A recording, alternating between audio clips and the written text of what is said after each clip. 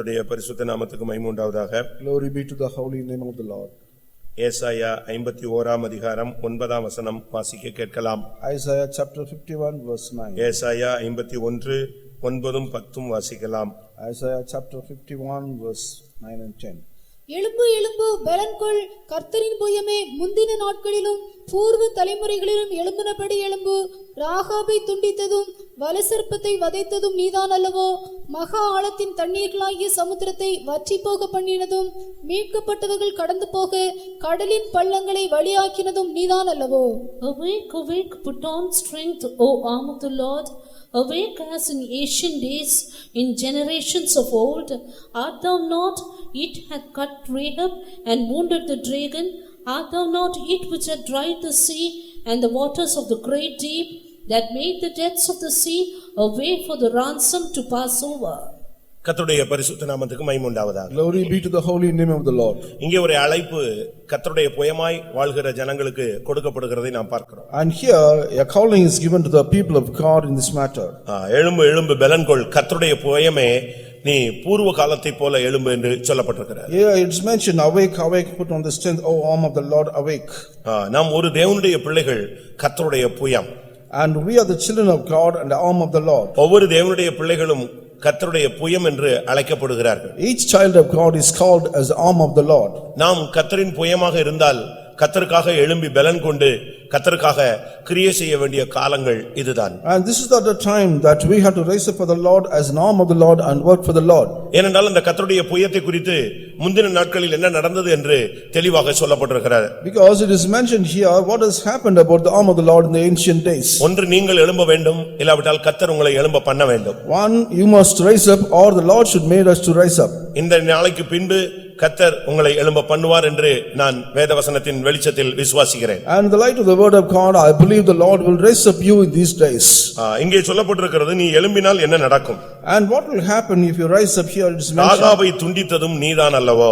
And all the dove that hath cut Rahab. வலுசர்ப்பத்தை வதைத்ததும் நீதான் அல்லவோ? And one who has wounded the dragon. மகா ஆழத்திலே தண்ணீரை வற்றி போக பண்ணினதும் நீதான் அல்லவோ? And you are the one who made the rich deep seas are dried. மீட்கப்பட்டவர்கள் கடந்து போக கடலை வற்றி போக பண்ணினதும் வழியாக்கினதும் நீதான் அல்லவோ? And you are the one that waters the great deep hath made. ஒரு தேவனுடைய பிள்ளை என்று சொல்லுகிறவன் தேவனுடைய கரங்களில் ஒரு ஆயுதமாக நிற்க வேண்டிய ஒரு காலம் இது. And this is the time as a child of God should be as a weapon in the hands of God. வால வயதின் புத்திரர் பலவான் கையில் உள்ள அன்புகளுக்கு ஒப்பாய் இருக்கிறார்கள் என்று வேதம் சொல்லுகிறது. And the word of God says the youthful are in the arm of the Lord as an armor. ஒவ்வொரு தேவனுடைய பிள்ளைகளும், வாலிபர்கள், வயோதிபர்கள், ஊழியர்கள், விசுவாசிகள் எல்லாருமே தேவனுடைய கரத்திலே ஒரு கூழாங்கற்களாய் நாம் நிற்க வேண்டியது அவசியம். And this is the time all the people of God, both young and old, should be as made as a pebble in the hands of God. நீ ஒரு சாதாரண நபர் அல்ல என்பதை நீங்கள் விசுவாசிக்க வேண்டும். You must believe that you are not an ordinary person. ஒரு கூழாங்கல்லை வைத்து ஒரு பெரிய ஜெயத்தை தேவனுக்கு கொடுக்க முடிந்தது. And the Lord was able to give a great victory through a pebble. ஒரு விசுவாசி தேவனுடைய கையிலே ஒரு கூழாங்கல்லா இருந்தானால் அவனை கொண்டு கர்த்தர் கோலியாத்தை வீழ்த்த அவர் கிரியை செய்ய முடியும். If a child of God is the arm of God as a pebble, he is able to make destroy the enemy that is Goliath. ஆற்றின் கரையோரம் கடந்த ஒரு கூழாங்கல்லினாலே தாவீது ஒரு கோலியாத்தை கொல்ல முடியுமானால் உன்னை கொண்டு தேவன் பலத்த காரியங்களை செய்ய முடியும் என்பதை நீ விசுவாசிப்பாயா? David is able to kill one Goliath by taking one pebble from the bank of the sea and the river, and you must realize that you are able to make through you. ஒவ்வொரு தேவனுடைய பிள்ளைகளும் தேவனுடைய கரங்களில் நீங்கள் வர வேண்டிய காலம் இதுதான். And this is a time every child of God should come in the hands of God. உங்களுடைய பலவீனங்களை பார்த்து கொண்டிருக்க கூடாது. You should not look at your infirmities. உங்களுடைய தகுதியின்மையை பார்த்து கொண்டிருக்க கூடாது. And you should not see about your unworthiness. தோல்வியை பார்த்து கொண்டிருக்க You கூடாது. should not see your defeats. மனுஷீகம் என்று சொல்லும் பொழுது பல தோல்விகள் பல பலவீனங்கள் இணைந்ததுதான் மனுஷீகம். And manly or a manly nature is that one who is facing many kinds of defeats. பலவீனங்களை எடுத்து போட்டு மனுஷீகத்தை தள்ளி விடுவதுதான் தெய்வீகம். And taking out all the infirmities and also offense and taking out only that is godly nature. நீங்களும் உங்களுடைய பிள்ளைகளும் கர்த்தருடைய கரங்களில் நீங்கள் கடந்து வருவீர்களானால் உங்களை கொண்டு நம்மை கொண்டு என்னை கொண்டு கர்த்தர் கிரியை செய்ய முடியும். And you and your children will come under the arm of the Lord is able to perform many kinds of things. ஒரு 12 சீஷர்களை கொண்டு முழு உலகத்தையும் தலைகீழாக கவிழ்க்க இயேசுவினால் முடிந்தது. And the Jesus was able to make the whole world upside down through the disciples. உலகத்தை கலக்குகிறவர்கள் இங்கே வந்தார்கள் என்று சொல்லப்பட்டார்கள். And they were told the people who troubled the world they came here. நாமும் நம்முடைய பிள்ளைகளும் கர்த்தருடைய புயமாய் மாறினால் கர்த்தருக்காக மறுபடியும் எழும்ப வேண்டும். And we and our children are changed as the arm of the Lord should rise up in these days. பூர்வ நாட்களைப் போல எழும்பு. And you must rise up as in the ancient days. கடந்த காலங்களைப் போல எழும்புங்கள். And you rise up as in the past Aadhi days. நாட்களைப் போல எழும்புங்கள். And you rise up as in the old days. ரட்சிக்கப்பட்ட காலங்களில் உள்ள வைராக்கியத்தை கொண்டு வாருங்கள். And you bring up the zeal that you had during the time of அபிஷேகம் பெற்ற salvation. காலங்களில் இருந்த தெய்வீகத்துக்கு நீங்கள் கடந்து வாருங்கள். And you must come to the divinity that was found in the days of anointing. கர்த்தர் அழைத்தபோது இருந்த அபிஷேகத்துக்கு வாருங்கள். You must come to the place where your God has called you. வெளிப்படுத்தல்களும் தரிசனங்களும் பெற்ற அந்த முந்தின பிரகாசமாக்கப்பட்ட அந்த நாளை நினைத்துக் கொள்ளுங்கள். And just think about the days where you have shined in the days of your old times. கர்த்தருக்காக நீங்கள் பாடுபட்ட காலங்களை சிந்தித்து பாருங்கள். Just imagine and think about the days we have suffered for the Lord. எந்த நோக்கத்தோடு கர்த்தர் உன்னை பிடித்தார், உங்களை பிடித்தார், உங்களை அழைத்தார், உங்களை சுகமாக்கினார், உங்களை ஏன் இன்றைக்கு விடுதலையாக்கி இன்றைக்கு உயிரோடு வைத்திருக்கிறார், இதை நீங்கள் உணர்ந்து கொள்ள வேண்டிய நேரம் இதுதான். This is the time that you have to realize that what for the Lord has separated you and has found you and as Lord has healed you. யாரை கொண்டும் தேவனுக்கு கிரியை செய்ய முடியும். And the Lord can work through anyone. ஆனால் தேவன் உன்னை கொண்டே கிரியை செய்ய விரும்புகிறார். The Lord wants to work through only through you. அவருக்கு எத்தனையோ பேர் உண்டு. There are many things for people for ஆனால் him. எலியாவை கொண்டுதான் அவர் கிரியை செய்தார். But he did work through Elijah. வேதத்திலே நீங்கள் பார்க்கும் பொழுது When you see from the word of God, எத்தனையோ விதவைகள் உண்டு. there are many kinds of widows. ஆனால் சாரிபாத் விதவையை தான் கர்த்தர் கையில் எடுத்துக்கொண்டார். But the Lord has took only the widow of Zarephath. அதுபோல Like that. இந்த மதுரையில எவ்வளவோ ஜனங்கள் உண்டு. Like that many people are found in ஆனால் this உங்களை தான் Madurai. தேவன் தெரிந்து கொண்டிருக்கிறார். The Lord has chosen only you. ஏன் தெரிந்து கொண்டார்? What for the Lord has chosen நீ you? கர்த்தருடைய புயமாய் மாறும்படியாக. Though that you may be changed as an arm of the Lord. இந்த கடைசி காலங்களில் நாம் எழும்ப வேண்டிய நேரம் வந்துவிட்டது. And the last days this time has come in order to rise up. இது ஒதுங்கி போகிற காலம் கிடையாது. This is not the time that you have to go இது separately. முடங்கி கிடக்கிற காலம் கிடையாது. And this is not the time that we have to be இது abided. விழுந்து கிடக்கிற காலம் This கிடையாது. is not the time that you have to fall down. இது தடுமாறுகிற காலம் கிடையாது. This is not the time that the son that you may இது stumble. பின்வாங்குகிற காலம் This கிடையாது. is not the time that you is backslide. தேவனை விட்டு விலகி போகிற காலம் கிடையாது. This is not that you go away from the word of நீ God. தேவனோடு நெருங்கி வருகிற நேரம் This இதுதான். is not the time that you have come closer with God. மறுபடியும் நீ எழும்பி நிற்க வேண்டிய காலம் இதுதான். This is the time that you have to rise up again. மறுபடியும் பிரகாசிக்க வேண்டிய காலம் This இதுதான். is the time that you have to shine again for the Lord. உனக்கும் எனக்கும் தேவன் ஒரு நேரத்தை கொடுத்திருப்பாரானால் அது இதுதான். If the Lord has given time for you and me, this is the time. நீங்கள் இந்த சத்தத்துக்கு அந்நியர்களாய் நீங்கள் போய்விடக் கூடாது. You should not be a stranger to the voice to this இந்த voice. தேவனுடைய வசனத்துக்கு நீங்கள் அந்நியர்களாய் போய்விடக் கூடாது. You should not become the stranger to the voice of God. ஒவ்வொரு தேவனுடைய பிள்ளைகளும் எழும்பும் பொழுதுதான் தேவனுடைய வல்லமை விளங்க முடியும். Only if a child of God rises, we can understand the power of God. ஏசாயா 52:1 என்ன சொல்லுகிறது? What does the 52:1 of Isaiah says? எழும்பு எழும்பு சீயோனே உன் வல்லமையை தரித்துக்கொள். Awake, awake, put on the strength, O Zion. எழும்பு எழும்பு பரிசுத்த நகரமாகிய எருசலேமே உன் அலங்கார வஸ்திரங்களை உடுத்திக்கொள். Awake, awake, O Jerusalem, put on the holy garment. சீயோனும் எருசலேமுமாக மாற்றப்பட வேண்டியவர்கள் எழும்ப வேண்டிய நேரம் இதுதான். This is the time both Zion and Jerusalem should be changed, and this is the time. Zion to என்று rise up. சொன்னால் ஊழியர்கள். And Zion means the workers. எருசலேம் என்று சொன்னால் விசுவாசிகள். And Jerusalem means the believers. ஒவ்வொரு ஊழியக்காரனும் ஒவ்வொரு விசுவாசியும் எழும்ப வேண்டிய நேரம் இதுதான். Every worker, the believers, this is the time to rise up. உன்னுடைய வாழ்க்கையில பல சந்தர்ப்பங்கள், பல சூழ்நிலைகள், பல சம்பவங்கள் நடந்திருக்கலாம். There are many occasions and many incidents have taken place in our life. உன்னுடைய ஊழியத்திலே பல சம்பவங்கள் நடந்திருக்கலாம். In your ministry, many things would have taken place. சில காரியங்கள் நீ விரும்பின ஒரு காரியமாயிருக்கும். At times, the things may be that according to wishes. சில காரியங்கள் நீ விரும்பத்தகாத சம்பவங்களாக இருக்கும். At times, the incident maybe you may not be required, maybe wants. சில காரியங்கள் நீ எதிர்பார்த்த காரியமாக இருக்கும். At times, the things maybe you have expected. சில காரியம் நீ எதிர்பார்க்காத ஒரு காரியமாக At இருக்கும். times, the things would not have been expected. எவைகள் நடந்திருந்தாலும் சரி, உன்னை முடக்கி போடும்படியாக சத்துரு இந்த காரியங்களில் உன்னை தள்ளிவிட்டான். And whatever things may be happened, that Satan has made you so that he cannot work. ஆனால் இன்றைக்கு தேவனுடைய வார்த்தை இந்த வருஷத்தின் துவக்கத்திலே உன்னை நோக்கி வருகிறது. And the word of God comes to you only through the beginning N of this மகனே, year. என் மகளே என்று கர்த்தர் இன்றைக்கு அழைக்கவில்லை. The Lord is asking, calling you, oh son, my daughter. கர்த்தரின் புயமே நீ எழும்பு. Oh arm of the Lord, you rise up. இந்த சபையில் நீங்கள் உங்களில் எத்தனை பேர் கர்த்தருடைய புயமாய் மாற்றப்பட்டிருக்கிறீர்கள்? How many of you have changed as the arm of the Lord in this church? நீ இந்த சபையில ஒரு சப்ஸ்கிரைபர் கிடையாது. And you come to this church as a supplier. Subscriber, அதோ நீ ஒரு இந்த சபையினுடைய நீ ஒரு சந்தாதாரர் கிடையாது. You are not a subscriber of this church. நீ ஏதோ மாசம் மாசம் ஒரு சந்தா கொடுத்துட்டு போறதுக்கு நீ அழைக்கப்பட்டவன் அல்ல. You are not called to give a subscription every month and go. கர்த்தர் உன்னையும் என்னையும் கர்த்தர் தன்னுடைய புயமாய் தோளாக நிறுத்த விரும்புகிறார். The Lord wants to you and me as an arm of the Lord. உன்னை கொண்டும் என்னை கொண்டும் தேவன் கிரியை செய்ய வேண்டிய ஒரு வாஞ்சை ஒரு திட்டம் இருக்கிறது. And that he has a plan and desire about you and me too, that we can work for the Lord. அதுக்கு அவர் நினைப்பூட்டுகிற காரியம் என்ன? And what is the thing that he makes remember? முந்தின நாட்களை போல எழும்பு. And you rise up as in the old ancient days. பிரகாசமாக்கப்பட்ட அந்த நாட்களை போல எழும்பு. You rise up as in the days you have shined. ஆதியிலே செய்த கிரியைகளை மறுபடியும் செய். You do the same thing what you have done in the old ஆதியிலே days. கொண்டிருந்த அன்புக்கு நீ திரும்பி வா. You come to the first love. அந்த பழைய வைராக்கியத்துக்கு நீ திரும்பி வா. You come to the early zeal. ஏனென்றால் அன்றைக்கு வலு சர்ப்பத்தை நீ மிதித்து நொறுக்கின ஒரு காலம். That was the time that you wounded the dragon. உன்னை கண்டு பிசாசு நடுங்கின காலம். Looking at you, the Satan was உன்னை கண்டு trembling. செய்வினைகள் ஒதுங்கின காலம். And all the witchcrafts were trembling before you. உன்னை கண்டு மனிதர்கள் நடுங்கின ஒரு காலம். All the time the people have trembled before you. உன்னை கண்டு சத்துரு நடுங்கி ஓடின காலம். This is the time that Satan has gone away from அந்த you. நாட்கள் ஏன் இன்றைக்கு திரும்பி வரக்கூடாது?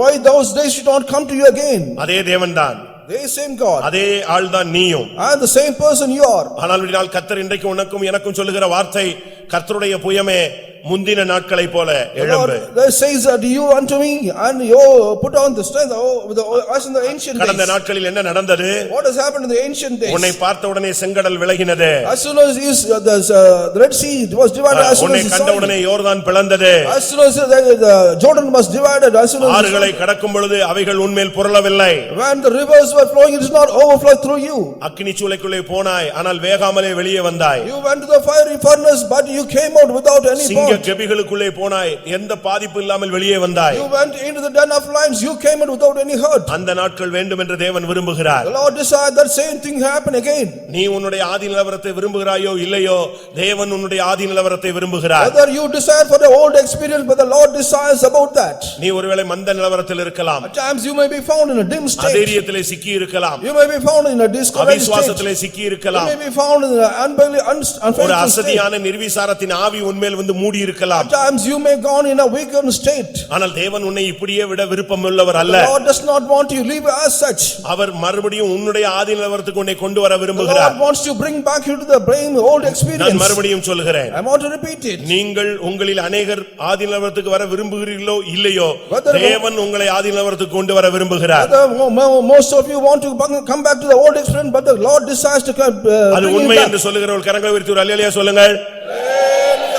வெளிப்படுத்தல் 2ஆம் அதிகாரத்தை நாம் பார்க்கும் பொழுது When we see Revelation chapter 2, வேதம் என்ன சொல்லுகிறது? what does the word of God say? நீ ஆதி நிலவரத்துக்கு வரும்படியாக நான் நினைப்பூட்டுகிறேன். And I remembering so that you may come to the first stage. ஆதியில் கொண்டிருந்த அன்பை விட்டாய் என்று உன்மேல் எனக்கு ஒரு குறை இருக்கிறது. And there is a shortcoming that you have left the first love. நீ மறுபடியும் அந்த ஆதி நிலவரத்துக்கு வரும்படியா நான் வாஞ்சிக்கிறேன். I desire that you must come to the first love. அந்த சபை வாஞ்சிக்கவில்லை, And the church did not like அந்த that. ஜனங்கள் வாஞ்சிக்கவில்லை, The people did not அந்த desire. சபையின் போதகர் வாஞ்சிக்கவில்லை, The preacher of the church did not அந்த desire. சபையினுடைய பழைய விசுவாசிகள் வாஞ்சிக்கவில்லை, The old believers did not desire that. அந்த சபையில் உள்ள வாலிபர்கள் விரும்பவில்லை. The youths of did not desire ஆனால் about that. தேவன் அந்த சபையை மறுபடியும் தன்னுடைய ஆதி நிலவரத்துக்கு கொண்டு வரும்படியாக அவர் போராடுகிறார். But the Lord is struggling so that he may bring back the church again to the old state. ஒருவேளை நீ உன்னுடைய குடும்பமும் பின்மாற்றத்திலே காணப்படலாம். Sometimes you and your family may be found in the backsliding state. உன்னுடைய விசுவாசம் பின்தங்கி போயிருக்கலாம். And your faith would have gone back. உன்னுடைய பிரதிஷ்டை குறைந்து போயிருக்கலாம். The consecration had gone back. உன்னுடைய நீதியின் கிரியைகள் வற்றி போயிருக்கலாம். All the actions of righteousness have gone dried up. ஆனாலும் உன்னை அழைத்த தேவன் உன்னை மறுபடியும் பிரகாசிக்க வைக்க விரும்புகிறார். The Lord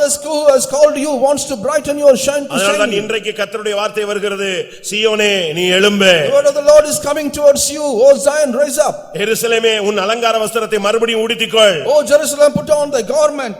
இதுதான் தேவனுடைய வார்த்தை, தேவனுடைய வாஞ்சை. And this is the word of God, the desire of God. எழும்பு எழும்பு, நீ பூர்வ நாட்களைப் போல எழும்பு. And awake as in the ancient times. ஒரு விசுவாசி எப்படி எழும்ப வேண்டும்? How can a believer can rise up? எந்த தன்மையிலே எழும்ப வேண்டும்? In what manner he could rise up? ஒரு சிங்கம் சிங்கத்தை போல தான் எழும்பணும். Yeah, a lion should rise up like a lion. அப்படிதானே? ஒரு சிங்கம் படுத்திருக்கு அப்படின்னா நம்ம பரியாசம் பண்ணலாம், விளையாடலாம், என்னத்தையா தூக்கி போடலாம் அப்படி இருக்கும். ஆனா எழும்பிட்டா இவன் எல்லாருமே கொஞ்சம் அலர்ட் ஆயிடுவாங்க. If the lion is laid up and nobody will be care about that, but if it is rise up, everybody will be very much careful. உண்மைதானே? It's not நீங்க true. ஜூக்கு கூட போங்க, You go to the zoo, அது உள்ளதான் இருக்கும், it will be inside, அது படுத்து கிடக்கும், it will be lying down, இவன் என்னத்தையா போட்டுக்கிட்டே இருப்பான். and he will be putting something. அது ஒண்ணும் செய்ய முடியாது. But he cannot do ஆனா அது anything. டென்ஷன் ஆகி எழும்பின உடனேயே இவன் கூண்டுக்கு இங்க இருந்தா கூட கொஞ்சம் உஷாராயிடுவான். As soon as it gets up, even the person who is outside will also be very much careful. அப்படி ஒரு பயம் இருக்கு. You got to such kind of fear. அதுபோல நீ மறுபடியும் சிங்கம் போல எழும்பிட்டீனா, And the lion, if the lion rise up like a lion, நீ எழும்புறது வரைக்கும் தான் இந்த பிசாசு உன்னை பார்த்து பரியாசம் பண்ணுவான், உன் மேல கல்லு போடுவான், மண்ணு போடுவான், தண்ணி அடிப்பான், நீ எல்லாம் பண்ணுவான். நீ எழும்பிட்டா போதும் இவெல்லாம் விலகிடுவான். And only up to rise up from that, the enemy will be putting all the stones against you, but when you rise up, you will be afraid. வேதம் என்ன சொல்லுகிறது? What does the word of God says? எபிரே அப்போஸ்தலர் 12ஆம் அதிகாரத்தை பார்க்கும் பொழுது, When you see Acts of Apostles chapter பேதுரு 12, தூங்கி கொண்டிருந்தான். and Peter was sleeping, அவனுக்கு மனவேதனை, and he was grieved. கர்த்தர் கைவிட்டாரோ என்கிற ஒரு கலக்கம். I was in trouble with the Lord has forsaken. சிறைச்சாலையில அவனை வெங்கல சங்கிலி போட்டு கட்டி விட்டார்கள். And he was fettered with the silver fetters and was அவனால ஒண்ணுமே பண்ண முடியவில்லை. and he could not do anything. அவன் தூங்கி விட்டான். He was lying down. ஆனால் கர்த்தர் எழுப்பினார். The Lord is making to எழும்பு, rise up. உன் பாதரட்சியை தொடுத்துக்கொள். Put on the sandals.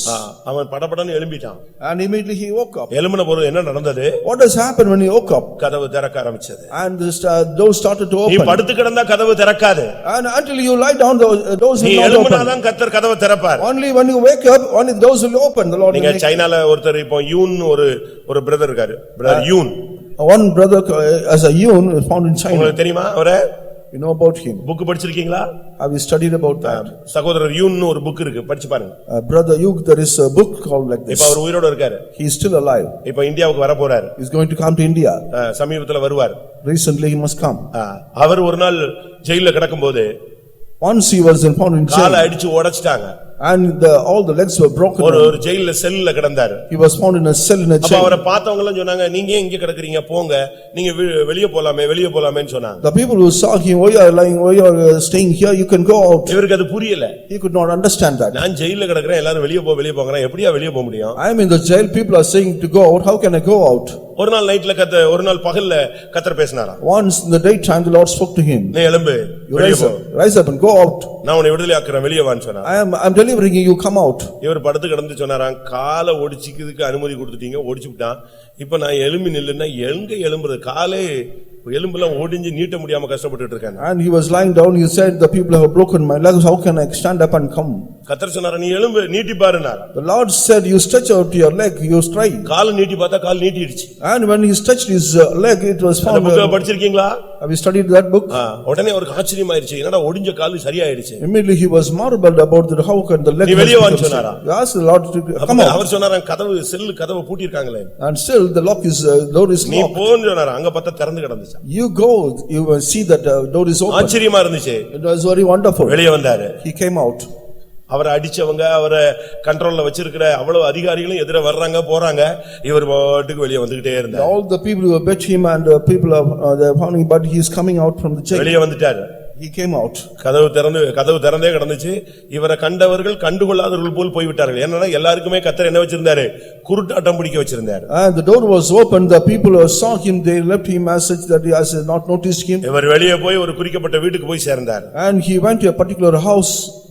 அந்த வீட்ல போனா அந்த சகோதரி இல்ல, அவங்களுக்கு 2 பெண் பிள்ளைகள் அவங்க இருந்தாங்க வீட்ல. But sister was not, but the 2 daughters were found in the place. இவர் போய் கதவை தட்டினார். And he knocked the door. அந்த 2 வாலிப பிள்ளைகள் வந்தாங்க. And the young girls came out. யாருன்னு கேட்டாங்க. Asked him, who are they? நான் தான் யூன் வந்திருக்கிறேன். And I am Yun. ஓ ஆமா, எங்க அம்மா நேத்து தரிசனம் பார்த்து சொன்னாங்க, நாளைக்கு யூன்ங்கறவர் வருவாரு, நம்ம வீட்டுக்கு வருவாருன்னு சொன்னாங்க, வாங்கன்னு சொல்லி உள்ள எடுத்துக்கிட்டாங்க. And yesterday my mother saw in the vision that you will come tomorrow. இவர் வீட்டுக்குள்ள போய் கொஞ்ச நேரத்துல சைரன் கேட்டது, இவர் தப்பி விட்டாருன்னு இவரை தேட ஆரம்பிச்சாங்க. And as soon as he went inside the house, there was a siren, but the people noticed that. முதலாம் நூற்றாண்டுல பேதுருவை விடுதலையாக்குனதல்ல, 21ஆம் நூற்றாண்டிலேயும் கர்த்தர் பேதுருக்களை விடுதலையாக்குகிறார். Not only in the early century, even in the 21st century, the Lord is delivering like Peter. நீங்கள் எழும்பணும். You must rise up. நீங்க எழும்பிட்டா போதும், அடைக்கப்பட்ட கதவுகள் திறக்கும். நீ படுத்துக்கிட்டே படுத்துக்கிட்டே சாப்பிடணும் நினைச்சா வர முடியுமா? When you rise up, all the doors that is closed will be open, and you will not be knocking, but நீ எழும்பு, கர்த்தர் எழும்புவார். And you rise up, the Lord will make you to rise up. நீ எழும்பு, கர்த்தர் உனக்காக வைராக்கியமா எழும்புவார். And you rise up, the Lord will rise up for you with the God. அந்த இளைய குமாரன் தன் வீட்டை நோக்கி வந்தான், தகப்பன் அவனை நோக்கி வந்தான். And the younger son came towards his house, but the father also went towards him. Pastor TV அவர்கள் சொல்லும் பொழுது, Pastor T was mentioning about that. ஒரு அடி நீ எடுத்து வை, தேவன் உன்னை நோக்கி 100 அடி எடுத்து You வைப்பார். step out 1 feet, the Lord will take you 100 feet towards நீ you. எழும்பு, கர்த்தர் உனக்காக எழும்புவார். You rise up, the Lord will rise up for you. எப்படி ஒரு தேவனுடைய பிள்ளைகள் எழும்ப வேண்டும்? How can a child of God can rise up? அதை குறித்து நாம் சில வசனங்களை நாம் இன்றைக்கு சிந்திப்பது நலமாயிருக்கும். It will be very good so that we can meditate the words like this. நாம் இந்த நாட்களில் எழும்ப வேண்டும். எப்படி எழும்புறது? During these days we must rise up how? நியாயாதிபதிகள் Judges 5ஆம் அதிகாரம் chapter 5 7ஆம் வசனம். verse 7, 5:7 of Judges. தெபோராளாகி நான் எழும்புமளவும் இஸ்ரவேலிலே நான் தாயாக எழும்புமளவும் கிராமங்கள் பாழாய் போயின, இஸ்ரவேலின் கிராமங்கள் பாழாய் போயின. The inhabitants of the villages ceased, they ceased in Israel, until that I Deborah arose, that I arose, O mother in Israel. இஸ்ரவேலிலே நான் தாயாக எழும்பும் அளவும் இஸ்ரவேலின் கிராமங்கள் பாழாயின. The inhabitants of the village of ceased, they ceased in Israel until I Deborah arose. தெபோராளாகிய நான் எழும்பும் அளவும் அவைகள் பாழாய் போயின. And until that I Deborah arose, that arose mother. ஒரு விசுவாசி தாயாக எழும்ப வேண்டும். And a believer should rise up as a mother. சும்மா இருக்கிற விசுவாசி அப்படி இருக்கிற மாதிரி அதே கடன் வாங்கி அதே வட்டிக்கு வாங்கி அதே வட்டிக்கு கொடுத்து அதே பின்மாற்றத்துல எழும்பி ஒரு பிரயோஜனம் கிடையாது. And there is no use at all by rising a mother getting a debts and also the found in the same அது state. தூக்கத்துல எழும்பி நடக்கிறது மாதிரி இருக்கும். It is like that walking from the நீ sleep. கர்த்தருக்காக எழும்பினால் கர்த்தருடைய புயமாய் எழும்ப வேண்டும். When you rise up for the Lord, you must rise up as an arm of the Lord. நீ கர்த்தருக்காக எழும்பினால் ஒரு தாயாக எழும்ப வேண்டும். If you rise up for the Lord, you must rise up as a mother. இன்னைக்கு எல்லாரும் குழந்தை பெற்றவங்க எல்லாம் தாயின்னு சொல்லுவாங்க. And all the people who are beggars, they can call ஆனா themselves. எத்தனையோ தாய்மார்களுக்கு பிள்ளையை வளர்க்க தெரியாது. But they cannot bring up the child. குளிப்பாட்ட தெரியாது. They cannot make to தண்ணியை wash. தூக்கி நேரா மூக்குல ஊத்தி விட்டுருவா. And they will pour the water straight. அதுக்கு ஃபீட் பண்ண தெரியாது. They cannot feed the child. அத தூக்க தெரியாது. கழுத்தை விட்டுருவாங்க. கழுத்து எங்கிட்ட ஒடிஞ்சிட்டு போயிடும். And they cannot take the child without this. அதனால தான் பைபிள்ல சொல்லி இருக்கு, ராஜாக்கள் உன்னை வளர்க்கும் தந்தைகள் அவருடைய கை தாய்கள் உன்னை வளர்க்கும் நாயகிகள் என்று பைபிள்ல சொல்லி இருக்கிறார். And the word of God says on the kings and also queens that will all to bring up your child. ஒரு தேவனுடைய பிள்ளையை யார் வளர்க்கணும்? And a child of God, who can bring up? ஏசாயா 49:23ல பாத்தீங்கன்னா 41:29 of Isaiah. 23 23. ராஜாக்கள் உன்னை வளர்க்கும் தந்தைகள் அவருடைய நாயகிகள் உன் கை தாய்கள் என்று வேதம் சொல்லுகிறது. And the word of God says the kings and the queens of the ராஜாக்கள் உன்னை வளர்க்க வேண்டும். and வேகமா the சொல்லுங்க. kings should also bring it up. கர்த்தருடைய பரிசுத்த நாமத்துக்கு மகிமை உண்டாவதாக. Glory be to the name of the ஒரு Lord. தேவனுடைய பிள்ளையை வளர்க்கணும்னா தாய்கள் தேவை. And mothers are necessary to bring up a child. சபை வளரணும்னா நாம் தாயாக எழும்ப வேண்டிய ஒரு காலம். If the church has to rise up, we need mothers. தாய் இருந்தாதான் அங்க பிள்ளைகள் வளர முடியும். Only if there is mother, the children can grow up. சபையில உள்ள ஜனங்கள் வளரணும், புறஜாதிகள் வந்து இங்க கொண்டு வந்து கர்த்தருக்குள்ள வளர்ச்சி அடையணும்னா ஒவ்வொரு விசுவாசியும் தாயாய் மாறணும். If the people has to grow, the other strangers should come here, means that all the people here should be made as நாம் mothers. தாயாக மாறாவிட்டால் இஸ்ரவேலின் கிராமங்கள் பாழாய் போகும். And until become the mothers, the inhabitants of Israel will be அந்த desolate. தாய்க்கு தான் அந்த பிள்ளையினுடைய அருமை தெரியும். Only the mother knows about the condition of the அந்த child. தாய்க்கு தான் அந்த பிள்ளையினுடைய வெயிட் தெரியும், உண்மையான நிலவரம் தெரியும். Only the mother knows the actual situation of the child. ஒரு பையன் படிக்கலன்னு சொல்லிட்டு எனக்கு பயங்கர டென்ஷன் ஆயி போச்சு. And I was very much moved when the boy did not study. Sunday school ஒழுங்கா படிக்கலன்னு சொல்லிட்டு அவன் இன்னைக்கு சரியான ட்ரீட்மெண்ட் கொடுத்துடணும்னு நான் முயற்சி எடுத்தேன். But I tried to give a right treatment so that he can study the Sunday school lessons well. என்னுடைய treatment வந்து ரொம்ப டஃப்பா இருக்கு. My treatment will be very tough. இப்ப கொஞ்ச நாள் அதை நான் நிறுத்தி வைத்திருக்கேன். But I was stopped for a little time. சிவகாசியில நான் அதை யூஸ் பண்ணேன். I did use that in Sivagasi. அதனால நான் சிவகாசியில இருந்து போற வரைக்கும் அது ஃபர்ஸ்ட்லயே நின்னுட்டு இருந்துச்சு. Until I left Sivagasi, the same was standing there. பொன்னகரத்துல இருந்து ஃபர்ஸ்ட் சிவகாசிக்கு போன உடனே சண்டே ஸ்கூல் ரிசல்ட் என் கையில கொடுத்தாங்க. And as soon as I went to Sivagasi from Ponnagaram, they gave the result of Sunday school to me. நான் அதை வாங்கி பார்த்தா எனக்கு ரொம்ப கஷ்டமா இருந்துச்சு. I saw that I was badly ஒரு பெரிய மூங்கில் எடுத்துட்டு உள்ள போனேன். I went here with a broomstick with this Sunday ஆண் school. என்றும் பார்க்கவில்லை, பெண் என்றும் பார்க்கவில்லை. I did not see whether a boy or a girl. வளர்ந்த பிள்ளை வளராத பிள்ளைன்னுலாம் பார்க்கவே இல்லை. I did not see whether grown up or not. அது ஏழை பொண்ணு பணக்காரன் பையன்லாம் நான் பார்க்கவே இல்லை. I did not see whether rich or poor. 50 மார்க்குக்கு குறைவா இருந்த அனைவருக்கும் ஒரு அடி, ஒரு shot. The students who got less than 50 marks, I gave a good ஒரு beating. 5 பேரை அடிக்கிறதுக்குள்ள 50 மார்க்குக்கு குறைவான 50 பேர் அங்க உட்கார்ந்து தானாவே அழ ஆரம்பிச்சிட்டாங்க, ஸ்டார்ட் பண்ணிட்டாங்க. As soon as I started to beat at least 5 children, other people started to study. அதுக்காக நான் நிறுத்தவும் இல்லை. I did not stop with the அதே ஸ்பீட்ல 50 பேருக்கும் 50 மார்க் குறைஞ்ச 50 பேருக்கு அடி விழுந்துச்சு. The same speed I gave the beating to all the people who got college பொண்ணு இருந்துச்சு, மெடிக்கல் படிக்கிற பொண்ணு இருந்துச்சு, பெரிய பையன் இருந்தா, யாரையும் நான் பார்க்கல. கண்ணை மூடிட்டு 50 பேருக்கு அடி கொடுத்தேன். There were students. நான் போகும் வரை தோற்று போகவில்லை. There were students studying in the colleges and medical colleges. I did not leave anyone, but I gave all the beating, but still I returned from that place. There was a good progress. முதல் இடத்தை பார்த்துக் கொள்ள வேண்டும். அதுதான் first target. And the first target is you must see the first place. கடைசி வரைக்கும் நீ வாழ்க்கையில முதல் இடத்தை பார்க்கணும். And until the last time you must see the first place of your life. எதுக்கு நான் இத சொல்றேன்? What for I'm saying this? அப்போ நான் ஒரு பிள்ளைக்கு வந்து கண்டிக்கணும்னு ரொம்ப முயற்சி எடுத்துட்டேன் ஒரு இடத்துல. And I was moved so that I can correct a child. ஆனா நல்லவேளை நான் கண்டிக்கிறதுக்கு முன்னால அவங்க பேரண்ட்ஸ் கூப்பிட்டு சத்தம் போட்டேன். And before I could correct the child, I called the parents and gave a good அப்பதான் அவங்க சொன்னாங்க இவன் சின்ன வயசுலயே ரொம்ப சீரியஸா இருந்து பொழைச்சி டாக்டர் அவனை ரொம்ப ரஃபாவே நடத்தக்கூடாதுன்னு சொன்னதுனால தான் நாங்க என்ன செய்யல நடத்தல. இல்லன்னா அவனை நாங்க ரஃபாவே நடத்திட்டு நல்லா படிக்க வச்சிருக்கலாம். பட் அவனுக்கு கிராஸ்பிங் பவரும் கம்மி அப்படின்னு சொன்னாங்க. அப்பதான் புரிஞ்சுக்கிச்சு ஒருவேளை அந்த தாய்க்கு தான் அந்த உண்மையான நிலவரம் தெரியுது. But the mother said about him that right from his birth he was not right, but he was very weak. The doctors also said not to treat him badly, but only then I could able to know about that. அவனை நான் அடிச்சிருந்தா ஒரு போதகனாக அடிச்சிருக்கலாம். ஆனா நான் தாயாக அவனை treat பண்ணிருக்க முடியாது. And I could have beaten him as a preacher or a worker, but I could not treat him as a mother. அந்த தாய்க்கு தான் அந்த பிள்ளையினுடைய உண்மையான நிலவரம் தெரியும். Only the mother knows the true condition of a child. அதுபோல நம்முடைய விசுவாசிகள் இந்த நாட்களிலே ஆத்துமாக்களை குறித்த ஒரு கரிசனையோடு இருந்து சபையை கட்டி எழுப்பணும்னா எல்லாரும் தாயாக மாற வேண்டும். And if all our people should be made us very concerned about all the church of God, and all the people should have a great concern about that. Pavul தன்னை அப்படி மாற்றிக் கொண்டதாக அவர் பேசுகிறார். And Paul says that he has changed himself like this. ஒரு தாயை போல என்ற வார்த்தையை அவர் உபயோகிக்கிறார். And he uses the word as a mother. 1 தெசலோனிக்கேயர் 2ஆம் அதிகாரம் 7ஆம் வசனத்திலே உங்களிடத்தில் பட்சமாய் நடந்து கொண்டோம், பால் கொடுக்கிற தாயானவள் தன் பிள்ளைகளை காப்பாற்றுகிறது போல உங்கள் மேல் நாங்கள் வாஞ்சையாய் இருந்தோம். And 1 Thessalonians chapter 1 verse 7 says about that we have moved with like mothers. ஒரு தேவனுடைய பிள்ளை ஒரு தாயாக எழும்ப வேண்டும். A child of God should rise up as a mother. உங்கள் எத்தனை பேர் தாயாக எழும்புகிறீர்கள்? How many of you rising up as a mother? தாயின்னு சொன்ன உடனே ஒரு சிலர் தாம் பிள்ளைகளை மட்டும் அழகா பாத்துக்குவாங்க. As soon as when you say about mother, they will very much careful about their own தாம் children. பிள்ளையா என்ன செய்ய முடியாது, அவங்களால பார்க்க முடியாது. They cannot see other children as their own children. தாம் பிள்ளைக்கு பாதிப்புனா உடனே மத்த பிள்ளை இப்படி திரும்பி பாப்பாங்க, யாரும் இல்லன்னா போட்டு அடிச்சு போட்டு தள்ளி விட்டு துரத்தி விட்டு ஓடி வந்துருவாங்க. And they will see only that child, but looking unto the others they will just leave up the place.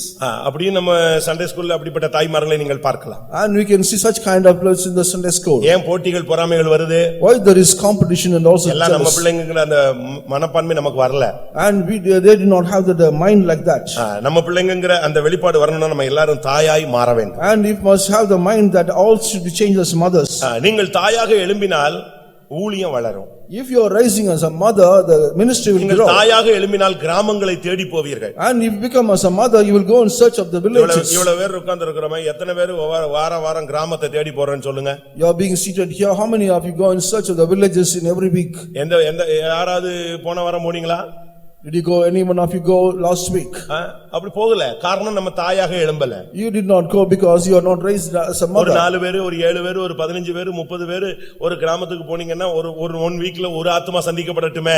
And like 4 or 5 or 10 or 20 if you go together and move to the village, and at least 1 or 2 will be met in the villages. தாய்க்கு தானே அந்த பிள்ளைகளை குறித்த பாரம் இருக்கும். Only the mother would have the burden about the children. Pavul சொல்லுகிறார், நான் உன்னை சுவிசேஷத்தினால் நான் உங்களை பெற்றெடுத்தேன். And Paul says that I have begotten you through the gospel. நீ ஒரு தாயின்னு சொன்னா அதனுடைய அர்த்தம் என்ன? ஒரு பெண் கல்யாணம் கட்டலாம், ஆனா குழந்தை பெறாம அவளுக்கு தாயின் பேர் வராது. And a woman can marry, but until he bears a child he cannot be called as a mother, like that. நீங்கள் ஆத்துமாக்களை பிறப்பிக்காவிட்டால் நீங்கள் தாயாக எழும்பவில்லை என்ற அர்த்தம். And until you beget souls, you are not made as a mother. ஒருவேளை நீங்க பிலீவரா இருக்கலாம், You may be a believer, ஒருவேளை ஒர்க்கரா இருக்கலாம், you may be a worker, ஆனா நீ தாயாக இல்ல. but you are not become a mother. தாயாக இருந்தால்தான் நீ கிராமங்களை தேடி ஆத்துமாக்களை பெற்றெடுக்கக்கூடிய ஒரு ஆளாய் நீ மாறுவாய். Only when you become the mother, you go in search of the souls in the villages. அந்த தாய்க்கு தான் தெரியும் ருசிகரமான ஆகாரத்தை படைக்க.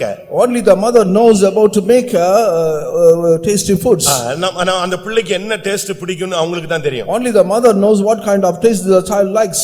ஒவ்வொரு பிள்ளைக்கும் ஒவ்வொரு தகப்பனும் ஒரு தாயும் ஒவ்வொரு விதமான ஃபுட் கொடுக்கிறதுக்கு காரணம் என்னன்னா அந்த பிள்ளையினுடைய நிலவரத்தை புரிஞ்சுக்கிட்டு தான் அவங்க அதை செய்றாங்க. And what is the reason the people are giving various kinds of food to each child? Because they know condition of the taste. குறித்த ஒரு பாரம் இருக்கணும். And they must have the burden about the souls. நீ தாயாக எழும்பவில்லை. இல்லை. or else you are not raised up as a mother. ஊழியக்காரனா விசுவாசியின் பேர்ல நீங்க உட்கார்ந்துட்டு இருக்கலாம் ஒரு போர்டு போட்டுக்கிட்டு. And you may be claiming as a worker or a mother or ஆனா a பரலோக believer. ராஜ்யத்தில் உங்களை ஏற்றுக்கொள்வார் உண்டாகும்படி அழிந்து போகிற உலக பிரகுரினாலே ஆத்துமாக்களை சம்பாதியுங்கள். And so that they can accept you in heaven, you must earn souls. இந்த தாயினுடைய இன்னொரு பகுதி என்ன? And what is the other part of the mother? மற்றவங்க மேல வர்ற சாபத்தை தன் மேல ஏற்றுக்கொள்வது. The curse that comes upon others must say that then accept on himself. ஆதியாகமம் 27:13 பார்க்கும் பொழுது When we see 27:13 of அந்த Genesis, தாயினிடத்துல யாக்கோபு கேக்குறான், நாம் பிடிபட்டுட்டேன்னா அந்த சாபம் என் மேல வந்துருமேன்னு சொல்றான். and he says that we are leave that curse will come upon me. அப்போ அவன் தாய் என்ன சொன்னா?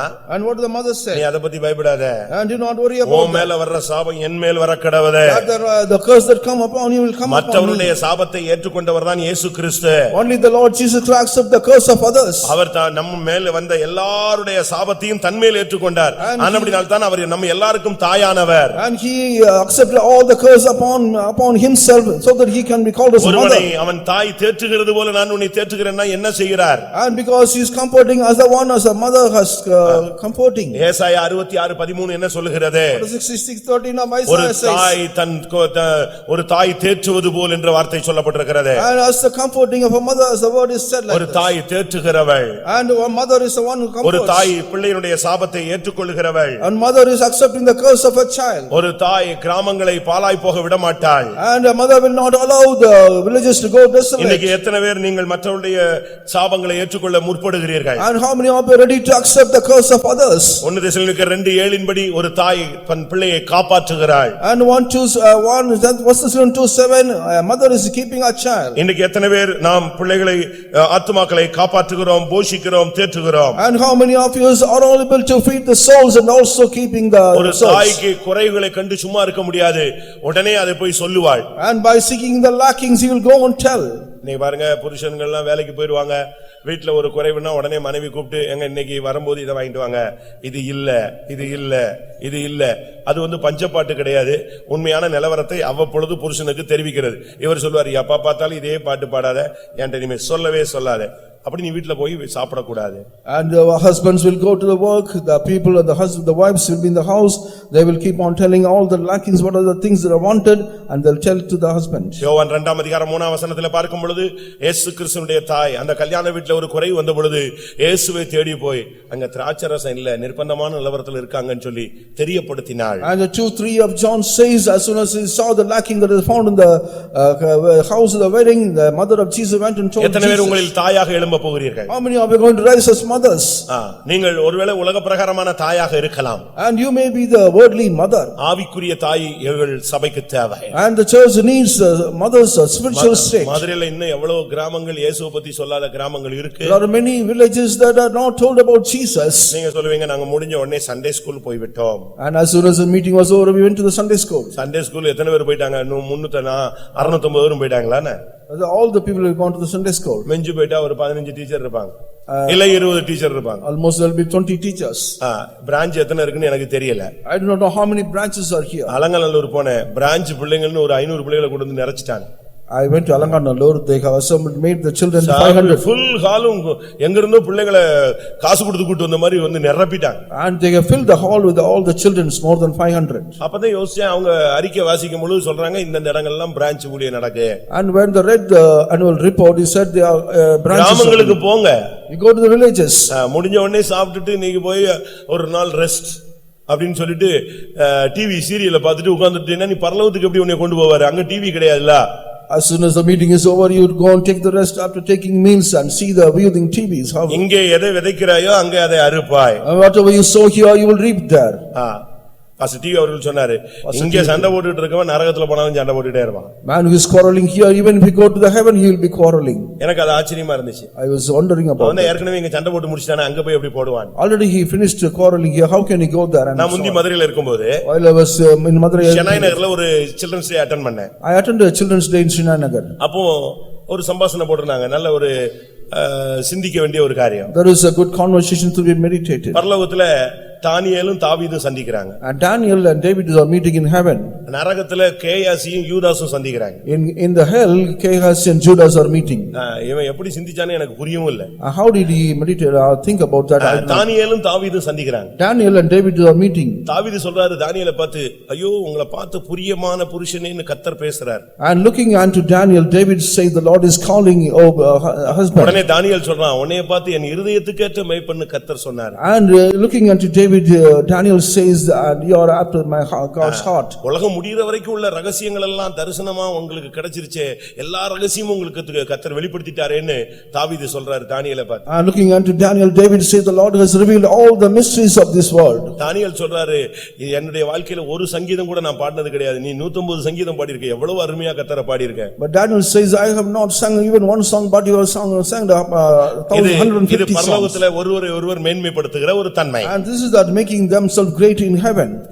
நரகத்துல பார்த்தா See in the hell, கேயாசியும் யூதாசும் சந்திக்கிறாங்க. Gehazi and Judas are meeting. யூதாஸ் சொல்றாரு, ஏன்னா எங்க இருந்து வந்தேன்னு உண்மையை சொல்ல வேண்டியதானே, நானு போய் அங்க காசு வாங்கிட்டு வந்தேன்னு சொல்ல வேண்டியதானே அப்படின்னு கேயாசி கேக்குறாரு. And யூதாஸ் கேக்குறாரு கேயாசியை. looking unto Gehazi, Judas asking that you have gone to you have got the money. அவர் கேட்ட உடனே பயந்து போய் நான் எங்கேயும் போலன்னு சொல்லிட்டேன். ஆனா உன்னைய மாதிரி மீட்பரையே வித்துட்டு வந்தவனை நான் எங்கேயுமே பார்த்தது கிடையாதுங்கறான். But as soon as they asked me, I said, I know, but I have not seen the person that you have and foretold about the Redeemer. உடனே அவன் சொல்றான், உனக்கு கர்த்தர் கொடுத்த பனிஷ்மென்ட் குஷ்டரோகம் சரியான பனிஷ்மென்ட்னு யூதாஸ் சொல்றாரு. Judas saying that the punishment the Lord gave you is a leprosy, is a good punishment. உனக்கு கிடைச்ச பனிஷ்மென்ட் என்ன, கயிறுல தொங்கி தலைகீழ குடல் வெட்டி சேர்த்தியா, அது என்ன பெரிய பனிஷ்மென்ட் கம்மியா? And this is not the great punishment that what you have met by committing suicide. suicide. ஓஹோ பரலோகத்துல போனாலும் இவங்க ஒருத்தரை மேன்மைப்படுத்துவாங்க, நரகத்துல போனாலும் ஒருத்தரை அடிச்சுக்குவாங்க. And even if you go to heaven, they will think about the greatness of each other. And they go to the hell, they will quarrel with each other. அப்ப புருஷனும் மனைவியும் தகப்பனும் தாயும் இல்லாவிட்டா சகோதர சகோதரிகள் அண்ணன் தம்பி அக்கா தங்கச்சி சொத்துக்காக அவனுக்காக இதுக்காக சண்டையை போட்டு கிடந்துட்டு கடைசியில நரகத்துல போய் இதே சண்டை தான், எனக்கு 2 அடியை விட்டு விட்டாய் 7 அடியை பிடித்து கொண்டாய், நான் இப்படித்தான் சண்டை போட்டு கிடக்க போறீங்க. They are quarreling here for the sake of the land and also piece of land. Even if you go to the hell, they will keep on quarreling with each other. வஞ்சிக்கிற ஆவிகள் இன்னைக்கு சபைக்குள்ளேயும் இருக்கிறதே. Even the spirit of deceitfulness found in also in church. தாயாக எழும்புங்கள். You rise up as mothers. தாய்க்கு தான் தன்னுடைய பிள்ளையினுடைய உண்மை தெரியும். Only the mother knows the true condition of அழிந்து a போகிற child. ஆத்துமாக்களை குறித்த ஒரு பாரம் உனக்கு வேணும். You must have the burden about the perishing souls. தாய் தான் பிள்ளையை காப்பாற்றுகிறவள், பிள்ளையை தேற்றுகிறவள், பிள்ளையின் மேல் வருகிற சாபத்தை ஏற்றுக்கொள்ளுகிறவள். And only the mothers knows about the child's condition and feeding them and also taking burden and taking all the curses from a child. அடுத்ததாக முதலாம் சாமுவேல் 2ஆம் அதிகாரம் 35ஆம் வசனம். 1 Samuel 2:35. அடுத்து நாம் எழும்ப வேண்டியது என்ன தன்மையில் எழும்ப வேண்டும்? What is the thing that we got to raise up? கர்த்தருடைய புயமா எழும்ப வேண்டியவர்கள் எப்படி எழும்ப வேண்டும்? The people who have raised up at the hands of God, how they must rise up? நான் என் உள்ளத்துக்கும் என் சித்தத்துக்கும் ஏற்றபடி செய்யத்தக்க உண்மையான ஒரு ஆசாரியனை எழும்ப பண்ணி அவனுக்கு நிலையான வீட்டை கட்டுவேன். And I will raise me up a faithful priest that shall do according to that which is my heart and in my mind, and I will build him a sure house. ஆசாரியனாய் எழும்புங்கள். You rise up as a priest. நான் ஒரு ஆசாரியனை எழும்ப பண்ணுவேன். And I will make a priest to rise up. எப்படிப்பட்ட ஆசாரியன்? What kind of priest he is? என் உள்ளத்துக்கும் என் சித்தத்துக்கும் ஏற்றபடி செய்யத்தக்க உண்மையான ஒரு ஆசாரியன். And he shall do according to that which is in mine heart and my mind. ஆசாரியனாய் எழும்பினால் உனக்கு நிலையான வீடு கட்டப்படும். And if you are raised up as a priest, there will be a building. பரலோகத்துல ஒரு நிலையான வீடு உனக்கு வேணும்னா நீ இந்த உலகத்துல ஒரு ஆசாரியனாய் எழும்ப வேண்டும். If you want to have a sure house in heaven, you must rise up as a priest in this ஆசாரியன் world. சொன்ன உடனே நீங்க ஊழியக்காரன் என்று மட்டும் எடுத்துக்கொள்ள வேண்டாம். Do not think the workers are called as a priest. வெளிப்படுத்தல் 1ஆம் அதிகாரம் 6ஆம் வசனத்தை பார்க்கும் பொழுது When we look at 1:6 of Revelation, அங்கே வேதம் என்ன சொல்லுகிறது? what the word of God says here? அவருடைய இரத்தத்தினால் நம்மை கழுவி ராஜாக்களும் ஆசாரியர்களுமாய் நம்மை மாற்றினார். And he cleansed with his blood and made us a priest and also. இயேசுவின் இரத்தத்தினாலே கழுவப்பட்ட ஒவ்வொருவரும் ஆசாரியர்கள். And all the people are washed by the blood of Jesus are priests. இந்த உலகத்திலே நாம் எல்லாரும் ஆசாரியர்களாக மாற்றப்பட்டவர்கள். And in the world all of us are changed as a priest. ஆரம்ப காலங்களிலே ஆசாரியர்கள் ஒரு பெருந்திரள் கூட்டம் இருந்தார்கள். In the earlier days a multitude of people are found as a priest. நாமும் இந்த நாட்களிலே இயேசுவின் இரத்தத்தினால் கழுவப்பட்டவர்கள் எல்லாரும் தேவனுடைய ஆசாரியர்கள். All the people washed by the blood of Jesus are called the priests. இன்றைக்கு எத்தனை பேர் ஆசாரியர்களாய் மாற உங்களை ஒப்புக்கொடுக்கிறீர்கள்? How many of you surrender yourself not to become as a priest? ஆசாரியன் என்று சொன்னால் அவனுக்கு ஒரு பிரமாணம் உண்டு. If he is called as a priest, he has a law. அவனுக்கு ஒரு ஆராதனை உண்டு. He has a worship. அவனுக்கு ஒரு ஆளுகை உண்டு, He has a reign. அவனுக்கு ஒரு வாழ்க்கை உண்டு. He has a life. அவன் எப்படியும் வாழ முடியாது, He cannot live as he likes. இப்படித்தான் வாழணும், He has to live according to this. எங்கேயும் வாழ முடியாது, He cannot live anywhere. அவன் இங்கதான் வாழணும். Only he must live here. அவனுக்கு எழும்புனா ஒரு பிரமாணம், உட்கார்ந்தா ஒரு பிரமாணம். If he rise up, there is a law. If he sits, there is another law. ஆசரிப்பு கூடாரத்துக்குள்ள போகணும்னா அதுக்கு ஒரு பிரமாணம் இருக்கு. If you want to enter the tabernacle, there is a law. பலி செலுத்தணும்னா அதுக்கு ஒரு பிரமாணம் If you want to offer இருக்கு. sacrifice, there is a law. பரிசுத்த ஸ்தலத்துக்குள்ள போகணும்னா அதுக்கு ஒரு Dress இருக்கு. And if you want to go to the holy place, there is a dress. மகா பரிசுத்த ஸ்தலத்துக்குள்ள போகணும்னா அதுக்கு ஒரு பரிசுத்தம் இருக்கு. And if you want to go to the most holy place, there is a holiness required for that. அவன் எப்பொழுதும் ஆசரிப்பு கூடாரத்துக்கு அடுத்த காரியங்களிலேயே தான் இருக்கணுமே தவிர உலக காரியங்கள்ல தலையிட முடியாது. And he will always be found only the matters regarding the tabernacle. He cannot go to the worldly matter. நாம் ஒரு ஆசாரியர்களாய் எழும்ப வேண்டிய நேரம் இதுதான். This is the time that we have to rise up as a priest. ஆண்டவர் நம்மை தன்னுடைய இரத்தத்தினாலே கழுவி நம்மை ஆசாரியர்களாய் மாற்றி The இருக்கிறார். Lord has washed us with his blood and made us a priest. அப்படி ஆசாரியனாய் மாறினால் என்ன நடக்கும்? If we are become as a priest, what will happen? அது ரொம்ப முக்கியமானது. That is very important. ஆசாரியனாய் நாம் மாறும் பொழுது When we become as a priest, நம்முடைய வாழ்க்கை எப்படி மாறுகிறது? how our life is changed. ஆசாரியனாய் மாறும் பொழுதுதான் நமக்கு ஒரு பெரிய விடுதலை கிடைக்கிறது. When we become as a priest, there is a great deliverance for us. எபிரேயர் 9:11 வசனத்தை பார்க்கும் பொழுது When we see 9:11 of Hebrews, கிறிஸ்துவானவர் வரப்போகிற நன்மைகளுக்குரிய ஆசாரியர். and Christ is a priest of the thing that we are going to உன்னை come. ஆசாரியனாய் மாற்றினதுக்கு காரணம் வரப்போகிற நன்மைக்கு நீ ஒரு ஆசாரியனாய் மாறுகிறாய். The Lord has changed you as a priest so that you can be a priest. The things ஒரு that are going to ஆசாரியன் come. மூலமாய் தான் கர்த்தர் நன்மையானதை செய்ய முடியும்.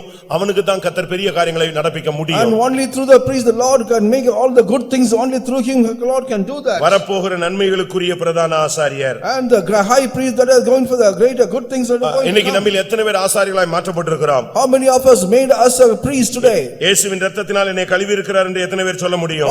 How many of you can say the Lord has washed with his blood? 1 பேதுரு 2:5 வசனத்தை பார்க்கும் பொழுது When we see 1 Peter chapter 2 verse 5, பரிசுத்த ஆசாரிய கூட்டம் என்று சொல்லப்பட்டிருக்கிறது. and he is called a holy priesthood. ஒரு தேவனுடைய பிள்ளையை ஆசாரியனாய் மாற்றுகிறது பரிசுத்த ஆசாரியனாய் மாற்றுகிறார். And the Lord is changing a priest into a most holy priesthood. இந்த மார்க்கத்தினுடைய பெயர் பரிசுத்த மார்க்கம்.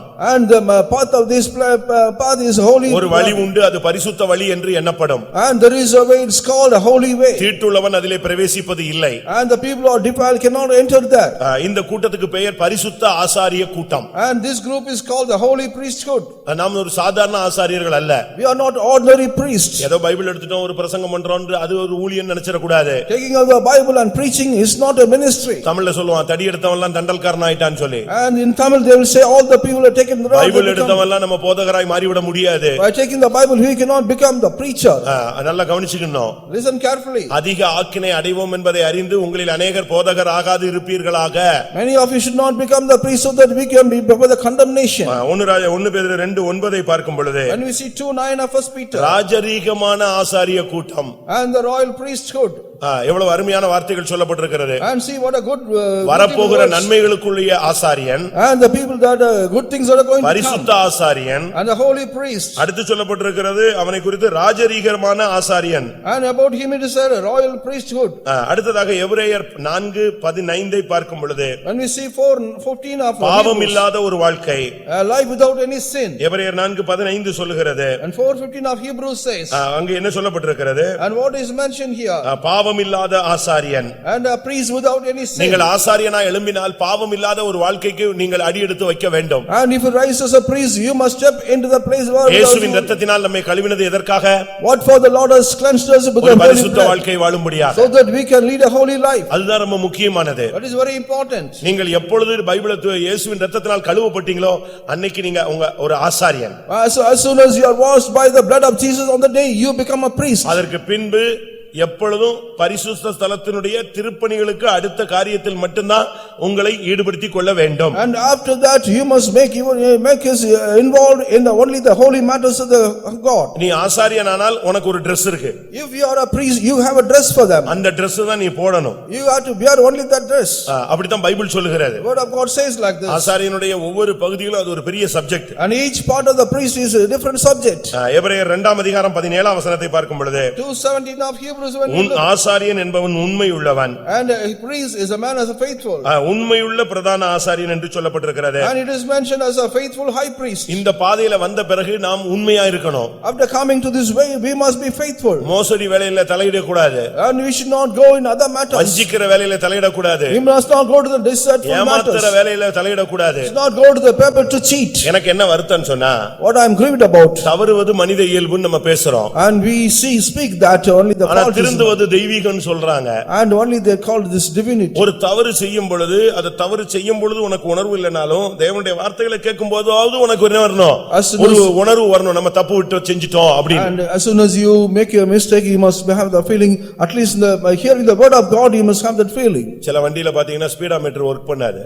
In certain vehicles, speedometer will not work. அப்படிதானே? அதனால எவ்வளவு ஸ்பீட்ல போகுதுன்னு தெரியாது. And we do not know what's kind of அதுபோல speed. ஒரு சிலருடைய இந்த மனசாட்சி மீட்டர் வேலை செய்யாது. And like that, the conscience meter will not என்ன work. தப்பு பண்ணாலும் அவன் பாட்டுக்கு வருவான், அவன் பாட்டுக்கு போவான், என்ன பிரசங்கம் பண்ணாலும் அது உள்ள போய் சேராது, பாயிண்டே பண்ணாது. And whatever coming to hear wrong things, it will not work. Whatever the message he hears, it will not work for him. ஒரு தப்பு பண்ணிட்டு அவன் மனசு அடிச்சுக்கிட்டே இருக்கணும், அதை கிளியர் பண்ற வரைக்கும் அதை அடிச்சுக்கிட்டே இருக்கணும். And when you come into a mistake, and it will be keep on pricking you. இந்த கார்ல ஏறின உடனே நீங்க பெல்ட் போடலைன்னா கத்திக்கிட்டே இருக்கும் அந்த வண்டி. And if you do not put your belt, it will give you a sound. அப்படிதானே? இப்ப புதிய வண்டி எல்லாம் பாத்தீங்கன்னா அந்த பெல்ட் நீங்க போடுற வரைக்கும் அது சவுண்ட் கொடுத்துக்கிட்டே இருக்கும். The new vehicles, until you put the belt, it will keep on sounding. கொஞ்சம் பழைய வண்டியை பாத்தீங்கன்னா பெல்ட் போடுற வரைக்கும் அந்த ஒரு சிக்னல் கொடுத்துக்கிட்டே இருக்கும். And in the old vehicles, we put the vehicle, they will be giving a signal. ஆனா சில வண்டிகள்ல நீ என்ன பண்ணாலும் ஒண்ணுமே சொல்லாது. But in certain vehicles, whatever you do, அதுபோல என்ன பிரசங்கம் கேட்டாலும், என்ன எவனை ஏமாத்தினாலும், வஞ்சித்தாலும், சண்டை போட்டாலும், கெட்ட வார்த்தை பேசினாலும் ஒரு சிலருக்கு மனசாட்சி வேலையே செய்யறது and இல்ல. whatever the message they hear, whatever they commit, the wrong things they commit, the conscience will not work. சரி, புருஷனுக்கு தான் மண்டையில ஒண்ணுமே ஒர்க் பண்ணல, மனைவிக்காவது ஒர்க் பண்ணுனா அது இதுக்கு ஏத்த ஜாடிக்கு ஏத்த முடி தானே சேர்ந்து வச்சிருக்கு. At least the husband does not have any mind, at least the wife should have the mind, but both of them are the same thing. அதுக்கும் ஒண்ணுமே ஒர்க் அவுட் ஆகல. Even it's not working for anything. பிரியமானவர்களே, நாம இப்படி போக கூடாது. We should not go like this. சவுலின் சால்வையின் தொங்கலை அறுத்து கொண்டது நிமித்தம் தாவீதினுடைய மனது அடித்துக்கொண்டே இருந்தது. அவனை கூப்பிட்டு பேசி விஷயத்தை சொல்லிட்ட பிறகுதான் அவன் மனசு அடிக்கிறது நிப்பாட்டிச்சு. And because he cut the soul of his Saul, his mind was pricking him until he repented for that. அதே தாவீதினுடைய மனது, The same mind of David. பத்சேபாளை தொட்டபோது அடிக்கவில்லை. As soon as he touched Bathsheba, he did not அவளோடு work. பாவம் செய்தபோது அடிக்கவில்லை. And he did not work when he அவ புருஷனை கொன்னபோது அடிக்கவில்லை. my husband was killed, he did not work. காரணம் என்ன? What is the reason? அந்த துவக்க காலத்தில் இருந்த சுத்த மனசாட்சி அவன் இழந்து போயிருந்த ஒரு காலம். And he lost the early clean heart what he had in the early days. நீ ஒரு ஆசாரியனா இருந்தால் இயேசுவின் இரத்தத்தினால் கழுவப்பட்டவன். If you are a priest, you are the person washed by the blood of Jesus. உனக்குள்ள ஒரு பரிசுத்தம் இருக்கும். You have a holiness within you. உனக்கு ஒரு ராஜரீகம் இருக்கும். And you have the royal ஒரு priesthood. பாவமில்லாத ஒரு வாழ்க்கை இருக்கும். You will have the sinless life. ஒரு உண்மையுள்ள ஒரு வாழ்க்கை இருக்கும். You will have the faithful life. அதனால தான் கர்த்தர் சொல்லுகிறார், கர்த்தரின் புயமே நீ தாயாக எழும்பு. Oh, that's what the word of God says. Oh, you rise up as a தேவனுடைய mother. ஜனமே நீ ஒரு ஆசாரியனா எழும்பு. Oh, child of God, you rise up as a priest. Amos 2ஆம் அதிகாரம் 11ஆம் வசனம். Amos 2:12. ஆமோஸ் 2ஆம் அதிகாரம் 11ஆம் வசனம். 2:11 of Amos. உங்கள் குமாரரில் சிலரை தீர்க்கதரிசிகளாகவும் உங்கள் வாலிபரில் சிலரை நசரேயனாகவும் எழும்ப பண்ணினேன். இஸ்ரவேல் புத்திரரே, இப்படி நான் செய்யவில்லையா என்று கர்த்தர் கேட்கிறார். And I raised up of your sons and of prophets and of your young men for Nazarites. Is not even thus, O ye children of Israel, says the Lord. ஒன்று, அங்க ரெண்டு காரியம் சொல்லப்பட்டிருக்கிறது. Two things are mentioned here. ஒன்று தீர்க்கதரிசி, மற்றொன்று நசரேயன். And one is a prophet, another is a Nazarite. ஒவ்வொரு தேவனுடைய பிள்ளைகளும் கர்த்தருடைய தீர்க்கதரிசிகள். And each child of God is a prophet of God. தீர்க்கதரிசனம் சொன்னாதான் தீர்க்கதரிசின்னு இல்ல, நீ விசுவாசித்தாலே நீ ஒரு தீர்க்கதரிசி தான். Not by saying a prophecy is a prophet when you have a belief அந்நிய or பாஷை பேசி faith. கத்திட்டு சொல்றதுதான் தீர்க்கதரிசனம் என்று அர்த்தம் அல்ல. You cannot say only the people who have prophecy is a prophet. ஒரு சிலர் அந்நிய பாஷை பேசுவாங்க, தீர்க்கதரிசனம் அதோட சேர்ந்து சொல்லுவாங்க. உட்கார்ந்திருக்கவனுக்கும் புரியாது, கேட்கிறவனுக்கும் புரியாது. And some people will give a prophecy, they will speak in tongues, the people do not understand what they speak. அந்நிய பாஷை பேசுறது தப்புன்னு நான் சொல்ல வரல. I do not find faulting with the people speaking in அந்நிய tongues. பாஷை மூலமா உனக்கு கிடைச்ச அந்த தீர்க்கதரிசனத்தை அந்நிய பாஷையை நிறுத்திட்டு மெசேஜ் மட்டும் அழகா கன்வே பண்ணு. And you stop speaking in tongues, you convey the message what the Lord has given to you. அந்நிய பாஷையும் கத்தி, தீர்க்கதரிசனையும் கத்தி, அங்க இருக்கிறவங்களுக்கு ஒண்ணுமே புரியாம சொல்றது அது ஒரு தீர்க்கதரிசனம் போலவே இருக்காது. And not the people not able to understand your prophecy or you are speaking in tongues. First message receive பண்ணு. And first of all you give the message. Message முதல்ல கொஞ்ச நேரம் ஜெபிச்சு ரிசீவ் பண்ணு. You receive the message by praying for a little time. என் பிள்ளையேன்னு பரலோகத்துல இருந்து start பண்ண உடனே நீ என் பிள்ளையேன்னு ஸ்டார்ட் பண்ண வேண்டாம். என் பிள்ளையேன்னு சொல்லி முடிச்சதெல்லாம் உன்கிட்ட வந்து சேரட்டும். And all the things whatever was told from heaven, let it come closer to that. அந்த தீர்க்கதரிசனம் உனக்கா சபைக்கான்னு அனலைஸ் பண்ணு. You just analyze whether the prophecy is for you or for the church. உனக்கு அப்படினா அமைதியா உட்கார்ந்துக்க. If it is for you, you keep it silent. உன்னை correct பண்ணிக்க. And you prepare yourself. உன்னை சரிப்படுத்திக்க. You set right yourself. அது சபைக்குன்னு சொன்னா next நீ develop பண்ணி வெளிய கொண்டு வரலாம். And if it for the church, you develop it and give it to the church. அப்படி நீ சொல்லும் பொழுது அந்நிய பாஷை பேசணும்னு அவசியம் இல்ல. When you speak like this, it's not necessary to speak in tongues. அதனால தான் கொரிந்தியர்ல சொல்லி இருக்கு, இப்படி அந்நிய பாஷையில கத்தும்போது மத்தவனுக்கு புரியாம எல்லாரும் குழம்புறான். அந்நிய பாஷை சொல்றவன் அர்த்தத்தோட சொல்லுன்னு. அதனால தான் அந்நிய பாஷையை நிப்பாட்டிட்டு அழகா மெசேஜ் மட்டும் பாஸ் பண்ணு. That is what mentioned in the Corinthians, you must stop speaking in tongues, you must give the message to the church. அப்படி சொல்லும்போது அந்த வேர்ட் வந்து அந்த பாதிக்கப்பட்டு நொந்து வெந்து போய் எங்கேயோ ஒருத்தன் உட்கார்ந்திருப்பாங்க, அவங்களுக்கு போய் டச் ஆகும். And the same would also touch the person who has got a broken heart and was very much grieved. அது கரெக்ட்டா போய் ரீச் ஆகும். It will correctly reach the person. அதை விட்டுவிட்டு நீங்க அந்நிய பாஷை பேசிட்டு கத்தும்போது ஒரு மாதிரி சொல்லும்போதெல்லாம் அந்த ரீச் ஆக வேண்டிய ஆளுக்கு ரீச் ஆகாது. கர்த்தர் என்ன பண்றாரு, ஐயோ இவன்ட்ட போய் நான் கொடுத்துட்டானே, வார்த்தையை அழிச்சிட்டானே, அப்ப இன்னொரு ஆளை எழுப்பணும். But still keep on speaking in tongues, not able to reach the person. What is the message? But the Lord will be grieved that I have given to only this person. முதலாவது கர்த்தர் தீர்க்கதரிசிகளாக எழுப்புகிறார். First of all, the raising up of prophets. தீர்க்கதரிசனம் சொன்னாதான் தீர்க்கதரிசி அல்ல. Only the prophecy given, prophecy. கர்த்தருடைய வார்த்தையின்படி நடக்கிற ஒவ்வொருவருமே தீர்க்கதரிசிகள். The people who live according to the word of God are prophets. நீங்க பைபிள்ல படிச்சு பாருங்க. You just read the word of God. Abraham எங்கேயாவது தீர்க்கதரிசனம் சொன்னாரா? Whether Abraham give a prophecy anywhere? இல்ல. Not. ஆனா அவன் மனைவி விஷயத்துல கர்த்தர் பேசும் பொழுது பார்வோன்ட்ட சொல்றாரு, அந்த அபிமெலேக்கிட்ட சொல்றாரு, அவன் ஒரு தீர்க்கதரிசின்னு சொல்றாரு. In the matter of his wife told him to Abimelech, he says he is a prophet. அவன் ஒரு தீர்க்கதரிசி. He is a prophet. ஆனா நீங்க பைபிள் முழுசும் படிச்சு பாத்தீங்கன்னா அவன் தீர்க்கதரிசனம் சொன்னதாக இல்ல. But in the whole Bible you cannot see him that he is a prophet. அப்படினா அவன் என்ன தீர்க்கதரிசி? And if it is a how he is a கர்த்தருடைய வார்த்தையை நம்பி முன்னேறி கொண்டே இருக்கிறான், அவன் ஒரு தீர்க்கதரிசி. And believing in the word of God he keep progressing, but he is a prophet. ஒரு தரிசனம் பெற்றவன் தீர்க்கதரிசி. And a man got a confirmed or a firm vision, he is a prophet. இருக்கிறத தரிசிக்கிறவன் தான் தீர்க்கம். ரொம்ப தீர்க்கமா தெளிவாக ஒரு தரிசனம் அவனுக்கு. The people who see a thing that is far off, that is a prophet. Bible அப்படிதான் அவனை குறித்து சொல்லுகிறது. Only the word of God says about him like this. ஆதியாகமம் 20ஆம் அதிகாரம் 7ஆம் வசனத்திலே அவளை அனுப்பிவிடு, அவன் ஒரு தீர்க்கதரிசி. In 27 of Genesis it is said, you send him off, he is a prophet. ஆதியாகமம் 20:7ல அந்த வார்த்தையை நாம் பார்க்கலாம். We see that word in 27 of Genesis. இன்னைக்கு எத்தனை பேருக்கு நீங்கள் தீர்க்கதரிசிங்கறதை நீங்க உணர்றீங்க? How many of you realize that you are a prophet? இப்ப நம்ம விசுவாசிகள் எங்கள்ட்ட சிலர் வர்றாங்க. Some believers are coming to சில காரியங்களை பேசுறாங்க. and they speak to a certain things. நாங்க உடனே சொல்றோம், அது உங்களுக்கு நடக்கும், நீங்க போய்ட்டு வாங்கன்னு சொல்றோம். அது ஒரு விசுவாசத்தின் வார்த்தை. And with the belief serving the faithful words, we said that will come to pass. அது அப்படியே நடக்கு. But it's all happening like that. அதுக்கு ஒரு அந்நிய பாஷை பேசி தான் நீ போய்ட்டு வான்னு சொல்லணும் இல்ல. நீ போய்ட்டு வான்னு ஒரு விசுவாசத்தோட சொல்லும் பொழுது அது போய் நிறைவேறும் பொழுது அவங்க அதை தீர்க்கதரிசனமா எடுக்கறாங்க. And not by filling in the spirit and speaking in tongues must say, but when we say the faithful words, they believe that and it will happen to them. நீ ஒரு தீர்க்கதரிசியாக எழும்ப வேண்டிய நேரம் வந்து விட்டது. This is the time that has come that you must rise up as a prophet. எல்லாருக்கும் கர்த்தருடைய வார்த்தை உண்டு. For everyone there is a word of God. ஆனா எல்லாரும் பேசுறது இல்ல. And nobody is speaking. அதான் problem. That is the problem. இன்னைக்கு எத்தனை பேர் நீங்க கர்த்தருடைய வார்த்தையை பேசுறீங்க? How many of you heard the word of God today? நான் 600 பேர் உட்கார்ந்திருக்கீங்களே, உங்களோட கர்த்தர் ஒரு வார்த்தை கூட இந்த ஆராதனையில பேசல. At least 400 people are being seated here, at least one word the Lord will speak to you. உபாகமம் 18ஆம் அதிகாரம் Deuteronomy chapter 18. 15ஆம் வசனத்தை பார்க்கும் பொழுது, when you look at the verse 15. உபாகமம் 18:15. 18:15 of Deuteronomy. உன் தேவனாகிய கர்த்தர் என்னைப் போல ஒரு தீர்க்கதரிசியை உனக்காக உன் நடுவிலே உன் சகோதரரிலிருந்து எழும்ப பண்ணுவார், அவருக்கு செவி கொடுப்பீர்களாக. The Lord thy God will raise up unto thee a prophet from the midst of thee, of thy brethren like unto me, unto him ye shall hearken. உன் சகோதரரிலிருந்து ஒரு தீர்க்கதரிசியை கர்த்தர் உனக்கு நடுவிலிருந்து எழும்ப பண்ணுவார். The God will raise up unto thee a prophet from the midst of thee. ஒரு வீட்ல ஒரு தீர்க்கதரிசி இருந்தா எப்படி இருக்கும்? If there is a prophet in a house, how it will be? இப்ப நீங்க பாருங்க, எல்லாரும் நம்ம ஆளுங்க கூட எங்கயாவது யாராவது தீர்க்கதரிசி சொல்றான்னா போயிடுறான், குறி கேக்குற மாதிரி புறப்பட்டு போயிடுறான். Even our people also go to certain people who give some prophet. உங்க வீட்லயே ஒரு தீர்க்கதரிசி இருந்தா If there is a prophet in your house, ஏன் உன் புருஷன் தீர்க்கதரிசியா இருந்தா பிரச்சனையே இல்லையே? if your husband is giving a prophecy, உன்னுடைய மனைவி ஒரு தீர்க்கதரிசியா இருந்தா எங்க நீ போக வேண்டிய அவசியம் இல்லையே? if your wife is a prophet, there's no problem. உனக்கு ரெண்டு மூணு பிள்ளைங்க இருக்காங்களே, அவங்க எல்லாம் ஏன் தீர்க்கதரிசிகளா வளர்க்க கூடாது? You have got two or three children, why not you bring them up as a prophet? அப்படி உங்க பிள்ளைகளை வளர்க்க உங்களுக்கு சக்தி இருந்துச்சா? You have the power to bring up a children like நீங்களே this. யோசிச்சு பாருங்க. Just imagine. ஏன் உங்களுடைய பிள்ளைகளை அப்படி வளர்க்க கூடாது? Why you should not bring up a children like that? அப்படி வளர்க்க முடியாதா? Can you not do that? நிச்சயமாய். Surely. ஒரு வீட்ல 4 பொம்பளை பிள்ளைங்க இருந்தாங்க.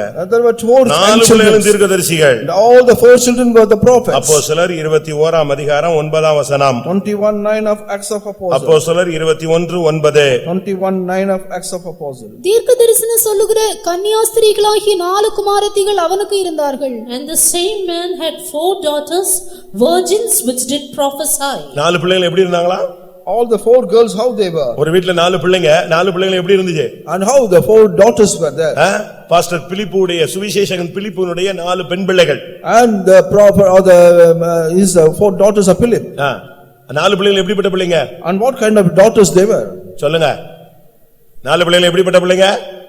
கன்னியாஸ்திரிகளாகிய தீர்க்கதரிசனம் சொல்லுகிற 4 பிள்ளைகள். And 4 daughters virgin which did prophecy. ஒன்னு ஊர்ல சுத்தாது, கெட்ட பேர் எடுக்காது, அங்க வண்டியில போகாது, இங்க வண்டியில போகாது, கண்ணை இப்படி திருப்பிச்சு அப்படி திருப்பிச்சு அந்த பொண்ணை அங்கே பார்த்தேன் இங்கே பார்த்தேன், எந்த ரிப்போர்ட்டும் கிடையாது. 4 பிள்ளைகளும் கன்னியாஸ்திரிகளாக அந்த தகப்பன் வளர்த்தான். And the father brought all the 4 daughters virgin which did prophecy. உனக்கு இருக்கிற பிள்ளை அப்படி வளர்க்க உனக்கு சக்தி இருக்கா? Do you have the power to bring up a children like அப்படி this? வளர்த்தாயா? Did you bring up a children like this? நீ இதுக்கு ஒரு பதில் சொல்லி பார். You just give an answer for the Lord. உன் பையங்களை அப்படி வளர்த்திருக்கீங்களா? 4 பையங்கள் இருக்காங்களா? 2 பையன் இருக்கான், 3 பொண்ணு இருக்கு, எல்லாம் தீர்க்கதரிசனம் சொல்ற பிள்ளைகளா? Did you bring up sons of 2 daughters or 2 sons? Did you bring up like this? தீர்க்கதரிசிகளா எழும்ப பண்ணுவேன்னா யாரு? எங்கேயோ ஒருத்தன் எழும்புவா, நீ போய் காணிக்க கொடுத்துட்டு அங்க போய் தீர்க்கதரிசனம் கேட்டு வருவே, அவன் சொல்லுவான் உனக்கு 4 பிசாசு இருக்குன்னு. உடனே நீ அதை பிடிச்சிக்கிட்டு எனக்கு 4 பிசாசு பிடிச்சிருக்குன்னு அங்க போன சொன்னாங்க. 4 பிசாசு துரத்துனானா? துரத்தல இல்ல, அதோட தான திரும்பி இங்க வந்திருக்கிற. And you will go to some other place, they will say that you got possessed with the devils, you have come without being chased him off. நான் ஒரு சபையில இருந்தேன். I was in a church. அத தகப்பன் தீர்க்கதரிசனம் சொல்லுவார். And father used to give a prophecy. அடுத்து தாய் தீர்க்கதரிசனம் சொல்லும். And mother is also giving a prophecy. அவங்களுக்கு 2 பொண்ணு ஒரு பையன். அடுத்து வரிசையா 2 பிள்ளைகளும் 2 அந்த பையனை சாட்சி சொல்லுவாங்க. 5 பேரும் ஒரு சண்டே சர்வீஸ்ல தீர்க்கதரிசனம் சொல்லுவாங்க. And 2 daughters and one son, all the 5 will give a prophecy in the Sunday church. எப்படிப்பட்ட ஒரு காலம்? And what kind of time is it? யோசிச்சு பாருங்க. Just imagine. தீர்க்கதரிசனம் சொல்லுகிற கன்னியாஸ்திரிகளாகிய 4 பெண் பிள்ளைகள் அவனுக்கு இருந்தார்கள். And he had 4 virgin daughters giving prophecy. திருப்பி அப்பா அற்புதம் செய்யாம என்ன செய்வாரு? And what will not the father do as a miracle? பிலிப்பு செய்த அற்புதங்களை கண்டு தேசமே மகிழ்ந்தது. And the whole land rejoiced, oh the miracles done by Philip. அவன் கை வச்சா சுகம் கிடைக்கும், அவன் தொட்ட பிசாசு ஓடும். அநேக அற்புதங்கள் நடந்தது, மந்திரவாதிகள் ரட்சிக்கப்பட்டார்கள். காரணம் பிள்ளைகளுடைய prayer life. And many people were saved, many people were healed as soon as he touched, many and the demons were cast away. தீர்க்கதரிசிகளாக நம்முடைய பிள்ளைகள் மாற வேண்டும். Our children should become as such prophets. இன்னைக்கு நமக்கு அப்படிப்பட்ட தீர்க்கதரிசனம் இருக்கா? And whether we have got such kind of prophets. பிள்ளைகளே நான் உங்கள் மத்தியில் வந்திருக்கிறேன். இது தீர்க்கதரிசனம் இல்ல. நீ என்ன சொல்றது? 2 பேர் வந்தாலே அவர் வந்துறாரு. நீ புதுசா ஒரு தீர்க்கதரிசனம் சொல்ல வேண்டிய அவசியம் இல்ல. My children, I have come into the midst. It is not a prophecy, he is already there because the word of God. ரகசியங்களை வெளிப்படுத்துறது தான் தீர்க்கதரிசியுடைய வேலை. Only the duty of the prophets, you must reveal the secret. அப்படிதானே வேதம் சொல்லுகிறது. Did not the word of God say that? எபேசியர் 3 அதிகாரம் 6 வசனத்தை பார்க்கும் பொழுது when you see Ephesians 3:6, வேதம் என்ன சொல்லுகிறது? what does the word of God say? ரகசியங்களை தீர்க்கதரிசிகள் மூலமாய் கர்த்தர் வெளிப்படுத்துகிறார். The Lord is revealing the secret through the prophets. ஆவிக்குரிய தேவனுடைய ஜனங்கள் தீர்க்கதரிசிகளாக மாற வேண்டும். And the spiritual children of God should become as a prophet. இந்த ரகசியம் பரிசுத்த அப்போஸ்தலருக்கும் தீர்க்கதரிசிகளுக்கும் ஆவியானவராலே வெளிப்படுத்தப்பட்டிருக்கிறது. And this secret is being revealed through the Holy Spirit. ஒரு தீர்க்கதரிசனம் போதும் ஒரு சர்ச்சை டெவலப் பண்றதுக்கு. And one prophecy is enough in order to develop one church. ஒரு தீர்க்கதரிசனம் சொன்னா போதும், கல்லாதவனோ படித்தவனோ படியாதவனோ அவிசுவாசி வந்திருந்தானா அந்த ஒரு தீர்க்கதரிசனம் டச் பண்ணிச்சுனா முகம் குப்புற விழுவான் என்று முதலாம் கொரிந்தியர் சொல்லுகிறது. And First Corinthians says one prophecy is enough whether he is a richer or the learned or illiterate, and he will prostrate before the முதலாம் கொரிந்தியர் 14ஆம் அதிகாரத்திலே பார்க்கும் பொழுது when you see First Corinthians chapter 14 24 என்ன சொல்லுகிறது? what does the word 24 says? ஒருத்தன் தீர்க்கதரிசனம் தரிசனம் சொல்லும்போது one person giving a prophecy. அவிசுவாசி இல்லாதவ கல்லாதவன் உள்ளே பிரவேசித்தால் அவன் உணர்த்திவிக்கப்படுவான், நிதானிக்கப்படுவான். And unless if a man enters that, he will be discerned about that. அவனுடைய இருதயத்தின் அந்தரங்கம் வெளியரங்கமாகும். All the secret of his heart will be அவன் revealed. முகங்குப்புற விழுந்து கர்த்தர் இங்க இருக்கிறார்னு சொல்லுவான். And he will prostrate and he will say that. அப்படிப்பட்ட தீர்க்கதரிசிகள் இந்த மதுரையில் எழும்ப வேண்டும் என்று ஆவியானவர் பேசுகிறார். Lord, the Spirit of the Lord is speaking such kind of prophecy should rise up from Madurai. யார் மூலமாவும் பேசுவாரு. And he will speak through anyone. ஆனா நீ ஒரு கீழ்ப்படிகிற கழுதையா இருந்தால் போதும். It is enough if you are obeying us. கழுதையா இருந்தா போதும், உனக்கு தகுதி இருக்க வேண்டாம், படிப்பறிவு இருக்க வேண்டாம். ஆனா நீ கர்த்தருடைய வார்த்தைக்கு கீழ்ப்படிகிறவனாய் ஒரு மனுஷனா இருந்தா கர்த்தர் உன் மூலமாய் பேசுவார். And if you are a person obeying to the word of God, means it's enough, the Lord will speak through you. நீங்க யோசிச்சு பாருங்க. Just imagine. ஏன் இன்றைக்கு தீர்க்கதரிசிகள் இல்லை? Why there is no prophets? அதனால தான் பிசாசு ஓட மாட்டேங்க. And only for this கர்த்தரின் புயமே பூர்வ நாட்களை போல எழும்பு வலு சர்ப்பத்தை வதைக்கலாம். And you can wound the dragons when you rise up in the early days. கர்த்தருடைய வார்த்தைக்காக காத்திருங்கள். And you wait for the word of the Lord. Sunday சர்வீஸ்க்கு புறப்படுறதுக்கு முன்னால நேத்து நைட்ல இருந்து நீங்க ஜெபிச்சிட்டே வரணும். And before you come to the Sunday morning service, from last night itself you must start praising and ஆண்டவரே praying. நான் சர்வீஸ்க்கு போறேன். Lord, I am going to the church. என் மூலமாய் பேசும். Lord, you speak through me. என்னோடு பேசும். You speak to me. ஒரு தீர்க்கதரிசி எனக்கு தெரியும். I know one prophet. சைக்கிள்ல வருவார். Used to come by main ரோட்ல நான் அவரை ஒரு நாள் பார்த்தேன், அழுதுகிட்டே வராரு. I could see him in the on the நான் traffic. சொல்றது பொய் அல்ல. It's not a lie. கண்ணீர் வடியுது. And the tears were flowing down. ரோட்ல இருந்து ஆள் அழுதுட்டு வராருன்னு நான் பார்த்தேன். I thought the man will stop. முடிஞ்ச பிறகு நான் கேட்டேன், அங்க தீர்க்கதரிசி சொன்னாரு. முடிஞ்ச பிறகு கேட்டா தீர்க்கதரிசி சொல்லும்போது அழுதுட்டு இருந்தாரு. அவர் சொன்னாரு, வரும்போது மெசேஜ் எல்லாம் எனக்கு சொல்லிட்டாரு, இன்னைக்கு இந்த தீர்க்கதரிசி சொல்லி நான் இத்தனை பேரை சந்திக்க போறேன்னு சொல்லிட்டாரு. ரோட்ல அழுதுகிட்டு மெசேஜ் வாங்கிட்டு வர்றான். Even while I was coming to the church, the Lord spoke to me about the message the Lord is going to give to the church. ஒரு மராட்டி கேளும் ஒரு பிராமின் கேளும் உட்கார்ந்து ஜெபம் பண்ணுவாங்க.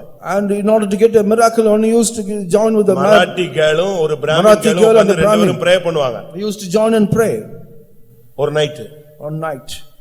இந்த பிள்ளை அவளுக்கு தீர்க்கதரிசி சொல்லுவா, அந்த பிள்ளை இவளுக்கு தீர்க்கதரிசி சொல்லுவா. And this girl will give a prophecy to her and she will also ஒரு அக்காவும் தங்கச்சியும் ஒரு பிரச்சனையில சிக்கிக்கிட்டாங்க. The elder sister and the younger sister got in a அவங்க கொஞ்சம் தூரம் போய் தான் அந்த இடத்துல போய் சில பிரச்சனைகளை ஃபேஸ் பண்ணனும். Only to go to certain extent they will face the ரெண்டு பேரும் அழுதுகிட்டே போறாங்க, நம்ம என்ன பண்றதுன்னு. அக்கா கூட பிறந்த அக்காவும் தங்கச்சி. And they are going by crying.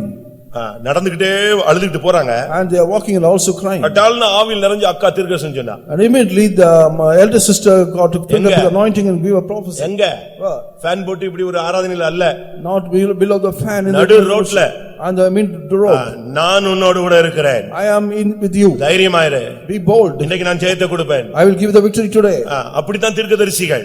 And only such a way the prophets. இன்னைக்குள்ள தீர்க்கதரிசிகள் அந்த காலத்துல கிடையாது. And no prophets like such in the early days. இன்னைக்குள்ள தீர்க்கதரிசிகள் ரொம்ப சிம்பிளா அழகா ஜனத்தை பூஸ்ட் பண்ற மாதிரி பேசுறான். அன்னைக்குள்ளவன் அப்படி கிடையாது. நான் எப்படி எனக்கு சுகம் கிடைக்குமா, நீ சாகவே சாவாய் அப்படி. And today's prophets are boosting and the speaking like the boosting the people, but in the old days and surely you will die, they will speak like தேவனுடைய வார்த்தையை உள்ளபடி சொல்லுவன் தான் தீர்க்கதரிசி. And the prophet that is saying the word of God as such is a prophet. இன்னைக்கு எத்தனை பேர் தீர்க்கதரிசிகளாக எழும்புகிறோம்? How many of you raising up as a prophet? ஜனங்கள் தடுமாறும்போது ஒரு வசனம் வரணும், ஒரு வார்த்தை வரணும், அதுதான் தீர்க்கதரிசனம். When the people are stumbling, there must be a word. கரெக்ட்டான வார்த்தை வரும். Must be a right word. நான் இலங்கை போயிருக்கும்போது While I was in ஒரு ஊழியக்காரரை சந்தித்தேன். I met one. அப்ப அவர் சொன்னாரு, நான் தடுமாறி ஒரு டைம்ல நொந்து போய் இதோட ஊழியம் முடிஞ்சு போச்சோன்னு நான் ஒரு கூட்டத்துக்கு வந்திருந்தேன். And I stumbled and came to the meeting whether my ministry is over. எனக்கு ரொம்ப கஷ்டமா இருந்துச்சு. I was very much worried about that. அந்த கூட்டத்தை நடத்துறதுக்கு பாஸ்டர் ஜோயல் வந்திருந்தார். Pastor Joel came here not to conduct the meeting. அவரை நான் ரூம்ல போய் பார்த்தேன். I went and saw him in the room. எப்படியாவது அவர்ட்ட போய் நம்முடைய பிரச்சனையை ஷேர் பண்ணனும்னு போனேன். However, I must share my problem. அவர் நான் போய் முழங்கால் போட்ட உடனே ஒரு தீர்க்கதரிசனம் அடிச்சாரு. அதோடயே என் ப்ராப்ளம் தீர்ந்து போச்சு. இன்னைக்கு வரைக்கும் நான் நிக்கிறேன் ஊழியத்துக்கு. As soon as I entered his room, he started to give a message through a prophecy and the message and the problem is over. தீர்க்கதரிசிகளாக மாற வேண்டிய காலம் இதுதான். This is the time that we must be changed as prophets. நீ ஒப்பு கொடுத்தா கர்த்தர் உன் மூலமா பேசுவார். If you surrender, the Lord will speak through you. நான் ஒரு சபையில இருந்தேன். I was in a church. அந்த சபையில சண்டே சர்வீஸ்ல ஒரு 8 வயசு பையன் தீர்க்கதரிசனம் சொல்லுவான். And the particular church, 8-year-old boy used to give a prophecy. சின்ன பையன், Small boy. அது ஒரு centre ஃபெய்தம். It's a center faith on. நான் விசுவாசியா இருந்தபோது நடந்த சம்பவத்தை சொல்றேன். This incident took place while I was எப்படினாலும் believer. ஒரு 1000 பேர் உட்கார்ந்திருப்பாங்க. At least 1000 would have been gathered. 8 வயசு பையன் அபிஷேகத்துல நிரம்புவான் பாருங்க. இந்த 1000 பேருடைய அபிஷேகத்தையும் பீட் பண்ணும் அந்த sound. And he will fill in the spirit and will stop all the 1000 people's anointing. தீர்க்க தரிசனம்னா வாயில எக்காலத்தை வைக்கணும். கிணத்துக்குள்ள இருந்துட்டு பேசுற மாதிரி பேசிக்கிட்டு பக்கத்துல உள்ளவனுக்கு கூட கேட்காம தீர்க்க தரிசனம் சொல்றதுக்கு அதுக்கு நீ சொல்ல வேண்டாம். And you need not tell a prophecy by giving with a low voice. அந்த அபிஷேகம் வரும்போது whole church அப்படி ஆஃப் ஆயிடும். When the anointing comes, all the whole church will அந்த stop. 8 வயசு பையன் அடிப்பான் பாருங்க தீர்க்க தரிசனம். கத்தர் அங்க ஆள் இல்ல போல் இருக்கு, அதனால அவனை வச்சு பேசியிருக்கேன். And 8-year-old boy used to talk like a big man. நம்ம கத்தர் தீர்க்கதரிசிகளாக நாம் மாறி இருக்கிறோமா? Whether we have changed as a prophets. வரணும். Come like this. அதுக்காக சனிக்கிழமை காத்திரை கூட்டத்துக்கு வரணும். Must come to tarrying meeting. உங்களை நீங்க சுத்திரிச்சுக்கணும். You must sanctify yourself. Miss ஆயிடுச்சுனா நைட் 10 மணி ஜெபத்துக்கு வரணும். You must come at 10 o'clock prayer. Night ஃபுல்லா உட்கார்ந்து ஜெபம் பண்ணணும். Throughout the night you have to pray. நீங்க கரெக்ட்டா தீர்க்கதரிசனம் அடிச்சீங்கன்னா பாட்டு ஒத்து வரும், தீர்க்கதரிசனம் ஒத்து வரும், மெசேஜ் ஒத்து வரும், ஜனங்களுக்கு ஒரு எழுப்புதல் உண்டாயிடும். When you give the right prophecy, the songs and also testimony, the message will come automatically. வேதம் சொல்லுகிறது, நான் தீர்க்கதரிசிகளை எழும்ப பண்ணுவேன், அவருடைய வார்த்தையை நீங்கள் கேளுங்கள். The word of God says, I will raise up the prophets and you hear his words. ஒன்று நீ தாயாய் எழும்புவது. First of all you must be as a இரண்டாவது நீ ஆசாரியனாய் எழும்புவது. Secondly you must rise up as a priest. மூன்றாவது நீ ஒரு தீர்க்கதரிசியாய் எழும்புவது. Thirdly you must rise up as a prophet. மறுபடியும் Amos 2:11 பார்த்தால், உங்களில் அநேகரை நான் நசரேயர்களாய் எழும்ப பண்ணுவேன். And 2:11 Amos says that I will make many of you as a Nazarite. நசரேயன் என்பது பழைய ஏற்பாடோடு முடிந்து விட்டது என்று நாம் எண்ணிவிடக் கூடாது. And we should not think Nazarene is over in the Old Testament. நசரேய விரதம்ங்கிறது ஒரு பிரதிஷ்டையின் விரதம். And Nazarite is a அது ஒரு பிரதிஷ்டை. is a consecration.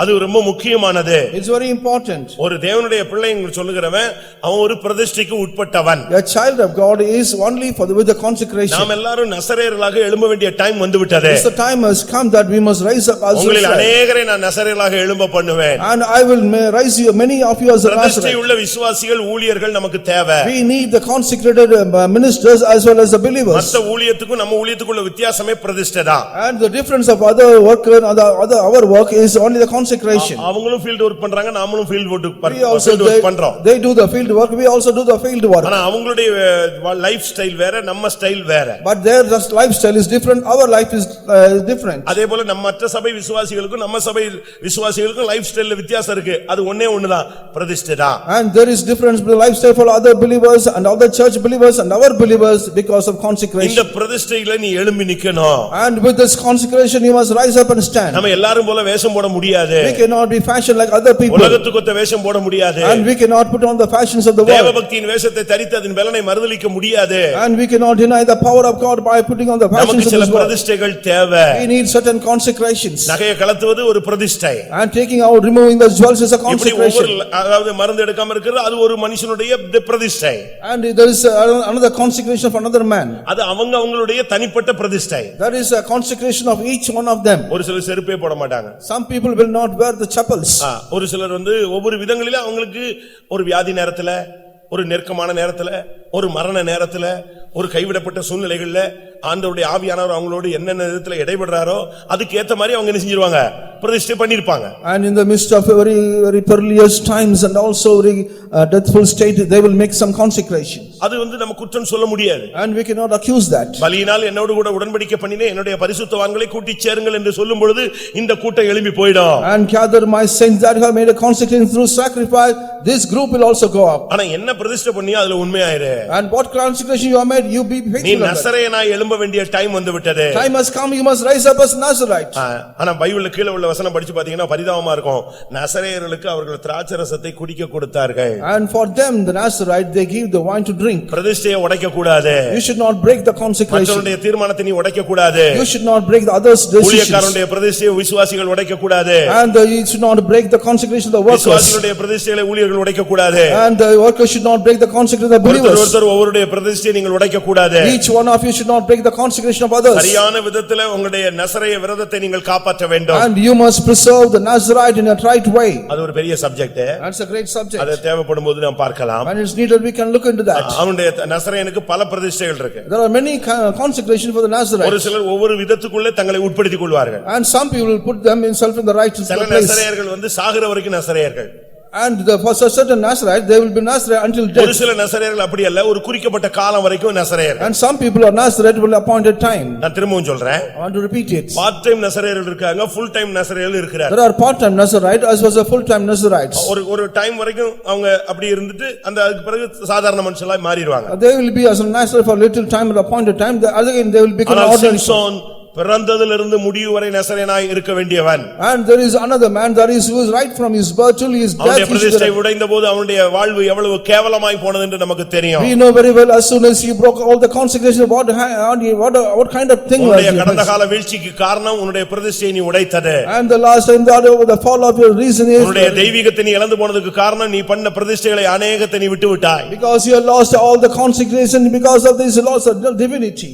சாமுவேலை குறித்து நீங்கள் படிச்சு பாத்தீங்கன்னா அவனும் ஒரு நசரேயன். And when you see about Samuel, he is also Nazarite. சாகும் வரை தன்னுடைய பிரதிஷ்டையை நஷ்டப்படுத்த அவன் இடம் கொடுக்கவில்லை. He did not give room so that he can lose all the Nazarite till his death. நம்மில் எத்தனை பேர் நசரேயர்களாக எழும்புகிறோம்? How many of you are rising up a Nazarite? நசரேயனுக்கு சில பிரமாணம் இருக்கு. There are certain laws for சில Nazarites. காரியத்தை தொட்டா தீட்டு. If it such this is defiled. தலையில முடியை எடுத்து சவரகன் கத்தி பட்டுட்டா தொலைஞ்சது. The razor is put on the head is defiled. திராட்சரசம் சம்பந்தப்பட்ட ஏதாவது குடிச்சிட்டா தின்னுட்டா முடிஞ்சது. If anything is drink about the wine, it is finished. சாவு பக்கத்துல போயிட்டாலே முடிஞ்சது. When you go very near to the death, it's finished. இப்படி சில பிரதிஷ்டைகள் அவனுக்கு இருந்தது. Such kind of certain laws and consecrations. நீங்க அப்படி ஏதாவது பிரதிஷ்டை பண்ணிருக்கீங்களா? Have you consecrated like this? உங்களுடைய விசுவாச வாழ்க்கைக்காக, And for your faithful உங்களுடைய life, பரிசுத்த வாழ்க்கைக்காக, for the life of holiness, உங்களுடைய ஜெப வாழ்க்கைக்காக, for the life of prayer, உங்களுடைய ஆவிக்குரிய வாழ்க்கைக்காக, for your spiritual life, உங்களுடைய தெய்வீகத்திற்காக, for your divinity spiritual life. நீங்கள் எத்தனை பேர் உங்களை நீங்கள் பிரதிஷ்டைக்கு உட்படுத்தி இருப்பீர்கள்? How many of you put yourself in the consecration? Bible படிக்கிறேன்னு சொன்னீங்க, அதையாவது ஒழுங்கா செய்யு. And you made a consecration to read the word of God, you ஒரு do it நேரம் right. உபவாசம் எடுப்பேன்னு சொன்னீங்க, அதையாவது உருப்படியா செய்யு. And you are consecrated to be fast for one time, you be ஒழுங்கா faithful. கூட்டத்துக்கு வருவேன்னு சொன்னீங்க, அதையாவது உருப்படியா செய்யு. You will be regular to the meetings, you do that, at least that. அப்படி வந்தா 9 மணிக்காவது வா. At least you come to 9 o'clock. 11:15 வராதே. Do not come at 11:15. தயவு செய்து நான் சொல்றதை யாரும் தப்பா விளங்கிட கூடாது. லேட்டா வந்தவங்க எல்லாம் ஐயோ என்னைய தான் சொல்லிட்டாரு உன்னைய தான் சொல்லிட்டாரு அதனால நான் வரவே மாட்டேன்னு ஓடக்கூடாது. உன்னைய தேவன் விடவும் மாட்டார். Do not misunderstand about my saying that you have said you and me, but Lord will not leave you. 3 hours அந்த டைம் நீங்க ஸ்பெண்ட் பண்ணுங்க, கர்த்தருக்காக ஒப்பு கொடுங்க. 3 hours you surrender for the sake of the Lord. ஒரு சின்ன பிரதிஷ்டை பண்ணாலும் அதுல உண்மையா இருந்து பழகுங்க. If you make a small consecration, you be faithful on கொஞ்சத்தில் that. உண்மையா இருந்தால் உன்னை அநேகத்தில் நான் அதிகாரியாய் வைப்பேன். If you are faithful in the little thing, I will make you a master in many things. புலம்பல் 4 அதிகாரம் 7 வசனம் என்ன சொல்லுகிறது? What does the lamentation for ஒரு man நசரேயனுடைய says? தன்மை என்ன?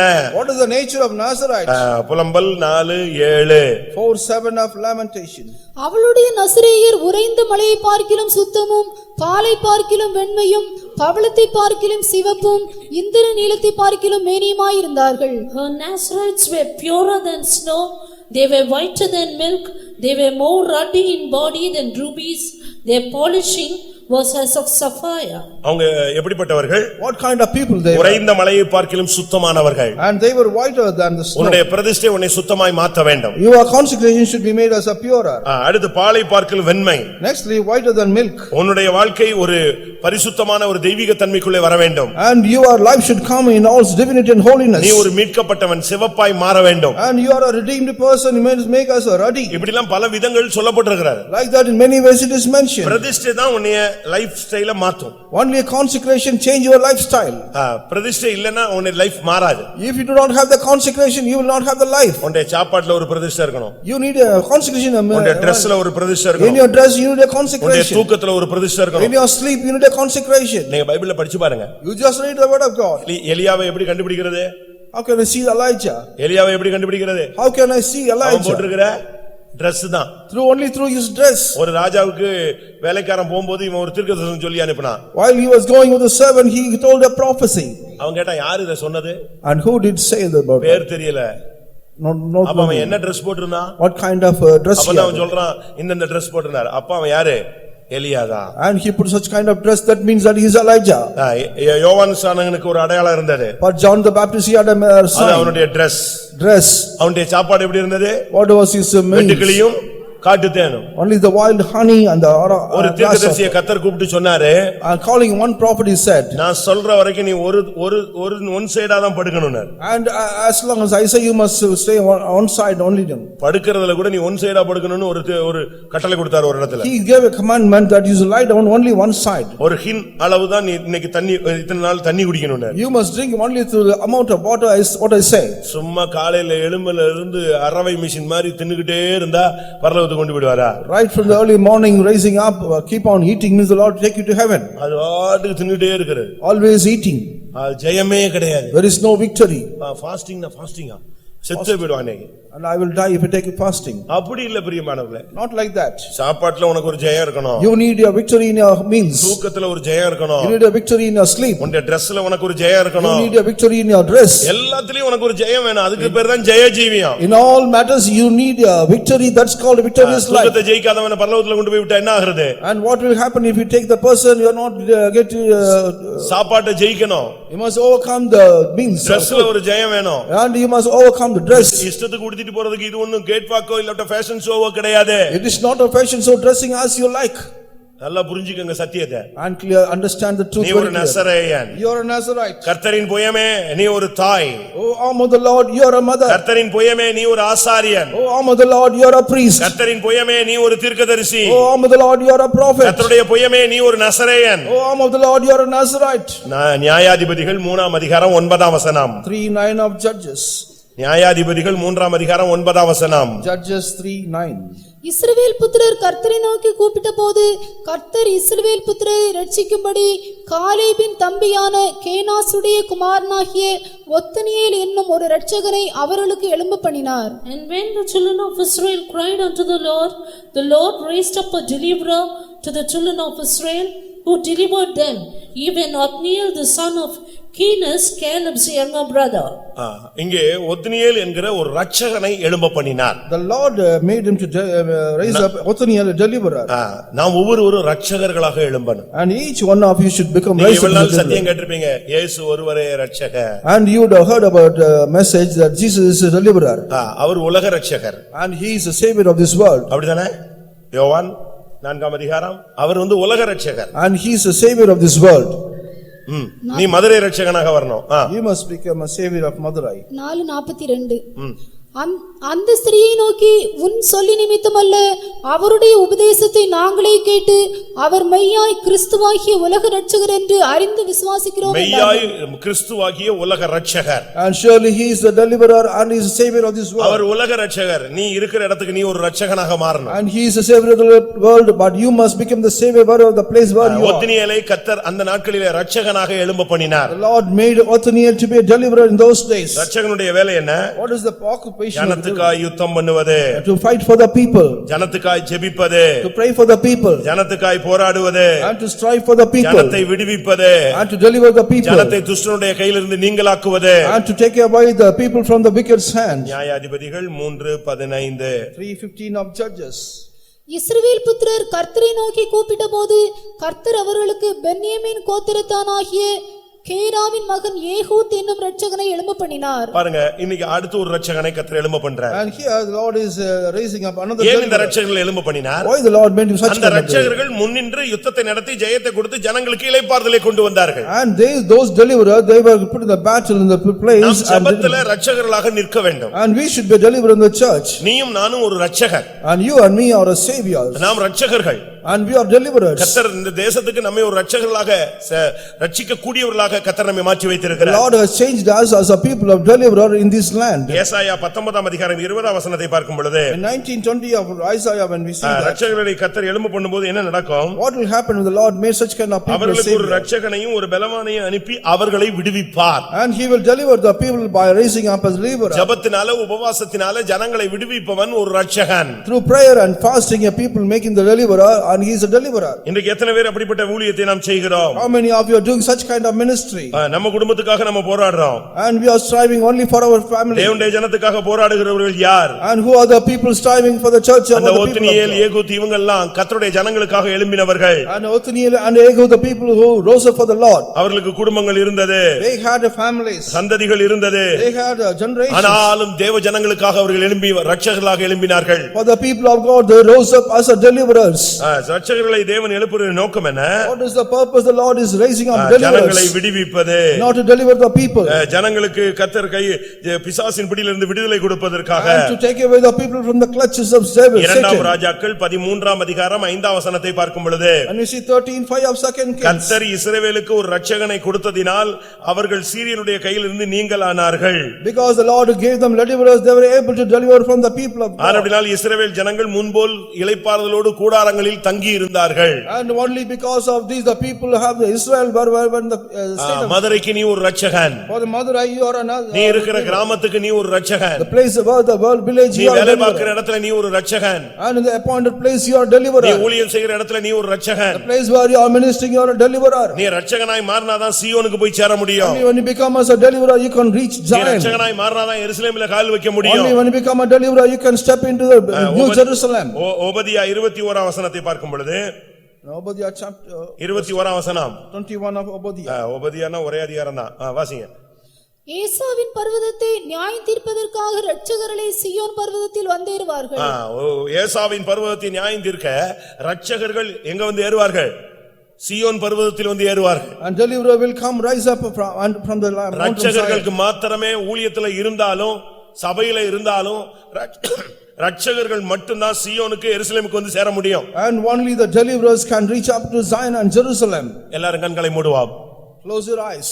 நீங்கள் கர்த்தருடைய புயமாய் எழும்புங்கள். And you rise up as the arm of the Lord. மறுபடியும் சத்துரு உன்னை கண்டு நடுங்க வேண்டும். And again the enemy should pride about you. மறுபடியும் நீ ஜெபிக்கும் பொழுது பிசாசு ஓட வேண்டும். Again when you pray the Satan will மறுபடியும் நீ flee. உன்னுடைய பிரதிஷ்டைக்குள் வர வேண்டும். Again you must come into your consecration. மறுபடியும் கர்த்தருடைய வார்த்தையை நீ பேச வேண்டும். Again you must speak the word of God. மறுபடியும் உன்னுடைய பரிசுத்த வாழ்க்கையை நீ காத்துக்கொள்ள வேண்டும். Again you must preserve the life of holiness. மறுபடியும் பெலிஸ்தர்கள் உன்னை கண்டு நடுங்க வேண்டும். Again the Philistines should tremble about you. இன்னைக்கு எத்தனை பேர் கர்த்தருடைய புயமாய் எழும்ப போகிறீர்கள்? How many of you going to rise up as the arm of the Lord? அப்படி எழும்பினால் நாம் சீயோனை எருசலேமை வந்து சந்திக்க முடியும். And if you rise up like this we can meet Zion and Jerusalem. எழும்பு எழும்பு பெலன்கொள் கர்த்தருடைய புயமே பூர்வ நாட்களைப் போல எழும்பு. Awake awake oh the child of God, you rise up as ancient days. இந்த கூட்டத்திலே கர்த்தர் அநேகரை தாயாய் மாற்ற போகிறார். In this meeting Lord is going to change many people as அநேகரை ஆசாரியர்களாக எழும்ப பண்ண God போகிறார். is going to make many people as a priest. அநேகரை நசரேயர்களாக எழுப்பப்பட போகிறார். And going to make us deliverers. இந்த வருஷத்தின் துவக்கத்திலே உன்னை தீர்க்கதரிசியாய் கர்த்தர் எழும்ப பண்ண போகிறார். Beginning of this year Lord is going to make us a prophet. கர்த்தர் உன்னை இரட்சகனாக அபிஷேகம் பண்ண போகிறார். God is going to anoint you as a deliverer. கர்த்தாவே நான் உமக்காக எழும்ப விரும்புகிறேன் என்று சொல்லுகிறவர்கள் கண்களை மூடி நெடுமுழங்கால் போடலாம். People want to say the Lord I want to go to rise up means you kneel down and close your eyes. தேவன் தன்னுடைய ஜனத்தை எழும்பும்படியாக அவர் போராடிக் கொண்டிருக்கிறார். The Lord is struggling so that you can be raised up for him. நீ என்றைக்காக கர்த்தருக்காக எழும்பி கிரியை செய்ய போகிறாய்? When you are going to rise up for the Lord and work. எழும்பு எழும்பு சீயோனே உன் வல்லமையை தரித்துக்கொள். Awake awake O Zion, rise up and put on எழும்பு the எழும்பு பரிசுத்த நகரமே உன் அலங்கார வஸ்திரத்தை எருசலேமே உடுத்திக்கொள். And awake awake O Jerusalem, put on the garment. கர்த்தர் உன்னை எழும்ப வைக்க விரும்புகிறார். God wants to rise you up. அவருக்கு மறுபடியும் சத்துருவை சர்ப்பத்தை நசுக்க விரும்புகிறார். And he again he wants to bruise the Satan the serpent. சமாதானத்தின் தேவன் சாத்தானை உங்கள் கால்களின் கீழே நசுக்கி போட விரும்புகிறார். And the God of peace wants to put you all the temple under your feet. கர்த்தருக்காக எழும்ப விரும்புகிறவர்கள் கண்களை மூடுங்கள். And people want to rise up for the Lord, close your eyes. கர்த்தர் ஒரு கூட்டத்தை எழும்ப பண்ண போகிறார். Lord is going to rise up one group. ஒன்று நீ எழும்ப வேண்டும், இல்லாவிட்டால் கர்த்தர் உன்னை எழும்ப பண்ண வேண்டும். And once you must rise up, all the Lord you said make you to rise up. இது மௌனமாய் இருக்கிற காலம் அல்ல. And it's not the time that we have to silence. இது முடங்கி கிடக்கிற காலம் கிடையாது. It's not the time that we have to sleep.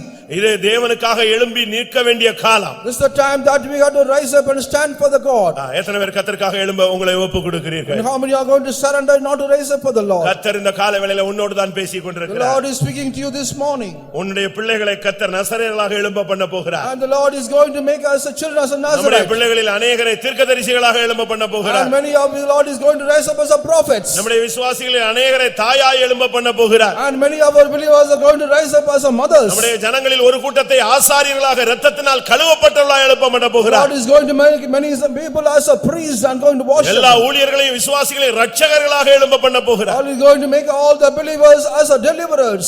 ஒரு வார்த்தை சொல்லு. And you speak one word. இயேசுவை பற்றி ஒரு வார்த்தை பேசு. You speak one word about Jesus. நீ கிறிஸ்தவன் என்பதை வெளிப்படுத்து. You reveal yourself as a Christian. அந்த நாகமானுடைய வீட்டிலே வேலை பார்த்த ஒரு இஸ்ரவேலின் சின்ன பிள்ளை ஒரு சுவிசேஷம் சொன்னாள். ஒரு பெரிய அற்புதம் நடந்தது. A small lad found in the house of Ammon, he spoke a gospel there. எத்தனை பேர் அப்படி சொல்ல முடியும்? How many of you can say like this? கர்த்தாவே என்னையும் என்னுடைய பிள்ளைகளையும் என் சந்ததிகளையும் உமக்காக எழும்ப பண்ணுன்னு சொல்றவங்க கைகளை உயர்த்துங்க. And be the raise of the people, Lord, raise me up, myself, my wife and all children. ஆமென். கர்த்தர் உன்னை எழும்ப பண்ணுவார். Lord will make you rise up. ஒன்னு நீ எழும்பணும் இல்லாட்ட தெய்வம் எழும்ப பண்ணணும். First you must rise up, or the Lord will make you to rise up. இந்த ரெண்டும் தேவன் செய்யக்கூடிய காரியம்தான். And both are things the Lord is able to do. நீ எழும்பிட்டா போதும் கர்த்தர் எழும்பி விடுவார். And it is enough if you rise up, the Lord will do that. இன்னைக்கு கர்த்தர் அற்புதம் செய்ய ஆயத்தமாய் வந்திருக்கிறார். And he is ready to do the miracle. நீ தாயா எழும்பு.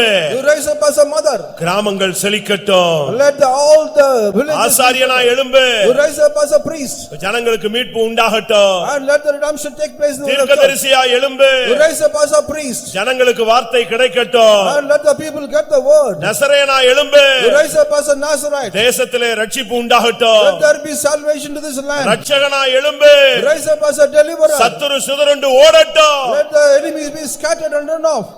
கர்த்தருக்காக எழும்புகிறவர்கள் எத்தனை பேர்? இல்லாவிட்டால் கர்த்தர் எழும்ப பண்ண வேண்டும் என்று காத்திருக்கிறவர்கள் எத்தனை பேர்? அவங்க மட்டும் கைகளை உயர்த்துங்க. நீங்க வந்துட்டு சும்மா போயிடக்கூடாது பிரியமானவர்களே. இந்த வார்த்தை எல்லாம் உன்னை விட்டு போகாது. தேவனுடைய வார்த்தை உன்னை விட்டு வெளியே போகாது.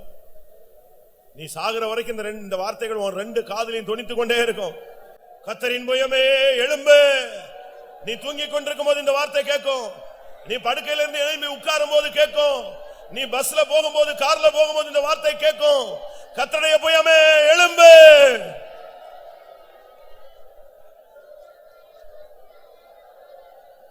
வாயை திறந்து கேளுங்க. கர்த்தாவே என் பிள்ளைகளை நசரேயர்களாக எழும்ப பண்ணும். என் பிள்ளைகளை தீர்க்கதரிசிகளாக எழும்ப பண்ணும். என் பிள்ளைகளை ஆசாரியர்களாக எழும்ப பண்ணும். என் பிள்ளைகளை ரட்சகர்களாக எழும்ப பண்ணும். கிராம ஊழியத்தை கர்த்தர் உன் கையில் கொடுத்திருந்தார். கிராமங்களை குறித்த ஒரு தரிசனம் உனக்கு இருந்தது. கிராமத்தை குறித்த சில வெளிப்படுத்தல்கள் இருந்தது. கிராமத்துக்காக ஜெபிக்க முடியாக நீ சில வருடங்களுக்கு முன்பாக ஏவப்பட்டிருந்தாய். ஆனால் நீயோ அதை அலட்சியம் பண்ணிவிட்டாய். இன்றைக்கு உனக்கு ஒரு வாய்ப்பு. இந்த வார்த்தை உனக்காக மறுபடியும் பேசப்படுகிறது. நான் உன்னை எழும்ப பண்ணுகிறேன். கிராமங்களுக்கு செல்லுங்கள். கர்த்தருடைய வார்த்தையை சொல்லுங்கள். நீங்கள் போனால் போதும், அற்புதம் நடக்கும். நீ கால் வைத்தால் வீடுகளில் கிராமங்களில் பிசாசுகள் ஓடும். கர்த்தர் இன்றைக்கு உனக்கு ஒரு அபிஷேகத்தை தருகிறார். உன்னை எழும்ப பண்ணுகிறவர் கர்த்தர் அல்லவா? ஹல்லேலூயா, ஹல்லேலூயா. யாராவது செய்யட்டும், யாராவது போகட்டும், என்னை விட்டுருங்கன்னு சொல்லாத. உன்னுடைய பிரதிபலன் இன்னொருத்தனுக்கு போயிடும். உன் கிரீடம் இன்னொருத்தன் எடுத்துட்டு போயிடுவான். உனக்குள்ளதை பற்றி கொண்டிரு. உனக்குரியதை விட்டு விடாத. உனக்குரிய ஒரு ஊழியம் உண்டு. உனக்குரிய ஒரு பிரதிபலனும் உண்டு. ஹல்லேலூயா. ரிகபலபகத்ரபகத்ரபல்ல. ஆமென், ஆமென், ஆமென், ஆமென், ஆமென்.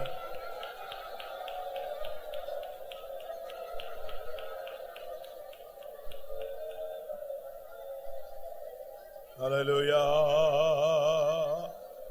hallelujah,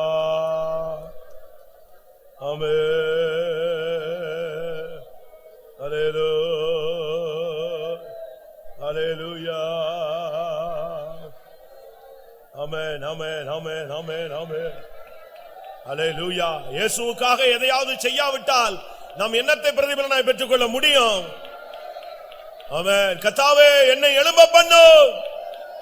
என்னை பலப்படுத்தும். எனக்கு ஒரு அபிஷேகம் தாரும்.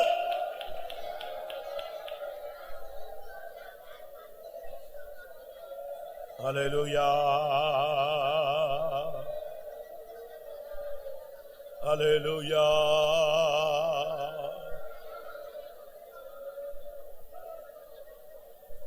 ஹல்லேலூயா. ஆமென். Praise the Lord. ஆமென். இன்னைக்கு கர்த்தர் 5 காரியங்களை கர்த்தர் உன்னோடு பேசி இருக்கிறார். இந்த 5இல் நீ எதுவாக எழும்பும்படியாக கர்த்தர் உன்னோடு போராடி கொண்டிருந்தார் என்று உனக்கு தெரியும். இந்த காலை வேளை உன் நிலவரத்தை மாற்றும்படியாக தேவன் கிரியை செய்து கொண்டிருக்கிற ஒரு அருமையான நேரம். கர்த்தர் திட்டவட்டமாய் உன்னோடு பேசி இருக்கிறார். அது உனக்குரிய வார்த்தை. கர்த்தர் இந்த கூட்டத்தில் அநேகரை தாயாக எழும்ப பண்ண போகிறார். அநேக தீர்க்கதரிசிகளை சபையிலே உருவாக்க போகிறார். நம்முடைய சபையிலே பிரதிஷ்டையுள்ள ஒரு கூட்டம் எழும்ப போகிறது. ஆமென். ஹல்லேலூயா, ஹல்லேலூயா, ஹல்லேலூயா, ஹல்லேலூயா. ஓ ரபகத் ரபகத் ரபகத் ரப. ஆமென். ஹல்லேலூயா.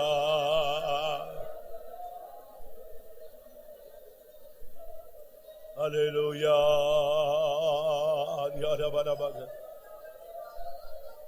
Amen, amen, amen, amen. Hallelujah. நல்ல போர் செய்து எம் ஜீவன் வைத்துமே, நல்கிய விசுவாசம் காத்துமே.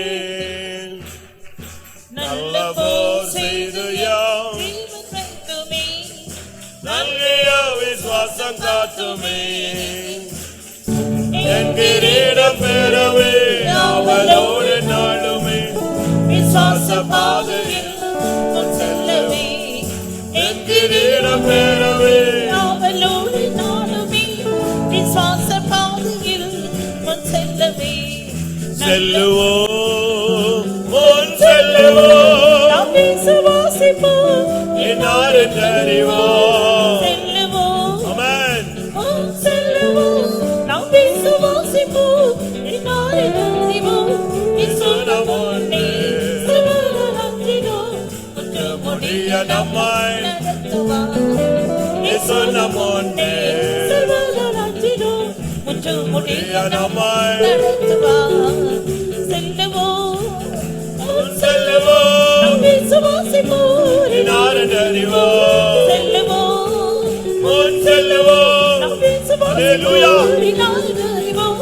இயேசு நம் முன்னே செல்வதால் அஞ்சினோம், முற்றுமுடிய நம்மை நடத்துவார். இயேசு நம் முன்னே செல்வதால் அஞ்சினோம், முற்றுமுடிய நம்மை நடத்துவார். இயேசு நம் முன்னே செல்வதால் அஞ்சினோம், முற்றுமுடிய நம்மை நடத்துவார். இயேசு நம் முன்னே செல்வதால் ஹல்லேலூயா. அஞ்சினோம், நடத்துவார். இயேசு நம் முன்னே செல்வதால் அஞ்சினோம், முற்றுமுடிய நம்மை நடத்துவார். இயேசு நம் முன்னே செல்வதால் அஞ்சினோம், முற்றுமுடிய நம்மை நடத்துவார். இயேசு நம் முன்னே செல்வதால் அஞ்சினோம், முற்றுமுடிய நம்மை நடத்துவார். இயேசு நம் முன்னே முற்றுமுடிய நம்மை நடத்துவார். இயேசு நம் முன்னே செல்வதால் அஞ்சினோம், முற்றுமுடிய நம்மை நடத்துவார். இயேசு நம் முன்னே செல்வதால் அஞ்சினோம், முற்றுமுடிய நம்மை நடத்துவார். ஆமென். ஹல்லேலூயா, ஹல்லேலூயா. ஆமென். ஆம். தெபொராளுக்குள்ள இறங்கின அந்த வல்லமை நமக்குள்ள இப்ப இறங்கணும். எத்தனை பேருக்கு தேவை? ஒரு 2 நிமிஷம் டைம் எடுத்துக்கிறேன். தெபொராளுக்குள்ள இறங்கின அந்த சக்தி, அவள் சொல்றா, நான் தாயாக எழும்பும் அளவும், இஸ்ரவேலிலே நான் தாயாக எழும்பும் அளவும். எத்தனை பேருக்கு அந்த அபிஷேகம் தேவை? இந்த அபிஷேகம் வந்தா உன்னால உட்கார முடியாது. பிள்ளைக்கு சுகம் இல்லைன்னா தாய் தூங்குவாளா? ஜனங்கள் வேதனைப்படும் போது உன்னால தூங்க முடியுமா? தாயின் அபிஷேகம் உனக்குள் வரட்டும். ஹல்லேலூயா, ஹல்லேலூயா. ஆமென். சாமுவேலுக்குள்ள இருந்த நசரேயன் ஆவி உனக்குள் வரட்டும். ஓ ரபகா திகா ரபகா திராமானியா. ஹல்லேலூயா, ஹல்லேலூயா. ஒத்னியேலுக்குள்ள இருந்த அந்த இரட்சகனின் அபிஷேகம் உனக்குள் வரட்டும். ஆமென், ஆமென். ஆம். ஏன் கர்த்தர் இந்த வார்த்தைகளை நம்மோடு பேசுகிறார்? இந்த நாட்கள் மதுரைக்கு ரட்சிப்பு தேவையான ஒரு காலம். பாழாய் போன கிராமங்கள் சீர்பட வேண்டிய காலம் இதுதான். தீர்க்கதரிசிகள் மதுரைக்கு தேவை, நசரேயர்கள் மதுரைக்கு தேவை, இரட்சகர்கள் சபைக்கு தேவை. கர்த்தர் இந்த கூட்டத்தில் அநேகரை முத்தரித்திருக்கிறார் என்று நான் விசுவாசிக்கிறேன். ஏனென்றால் தேவனுடைய வார்த்தை அந்தந்த ஆளுக்கு நேரா ரீச் ஆயிருக்கும். ஆமென். நசரேயர்களை நோக்கி அந்த வார்த்தை போயிருக்கும். தீர்க்கதரிசிகளை நோக்கி கர்த்தருடைய வார்த்தை போயிருக்கும். ரட்சகர்களை நோக்கி தேவனுடைய வல்லமை போயிருக்கும் என்று விசுவாசிக்கிறேன். திராபாகாரா பாகாரா பாகாத்ரபா ஓ தியாராபாலா பாகாரா பாகாராபா. பூர்வ நாட்களை போல எழும்பும்படியாக கர்த்தருடைய வார்த்தை நமக்காக வந்தபடினால் ஸ்தோத்திரம் பண்ணுவோம். நாம் எவ்விதம் எழும்ப வேண்டும் என்பதை குறித்து கர்த்தர் நம்மோடு இடைப்பட்டபடினால ஸ்தோத்திரம் பண்ணுவோம்.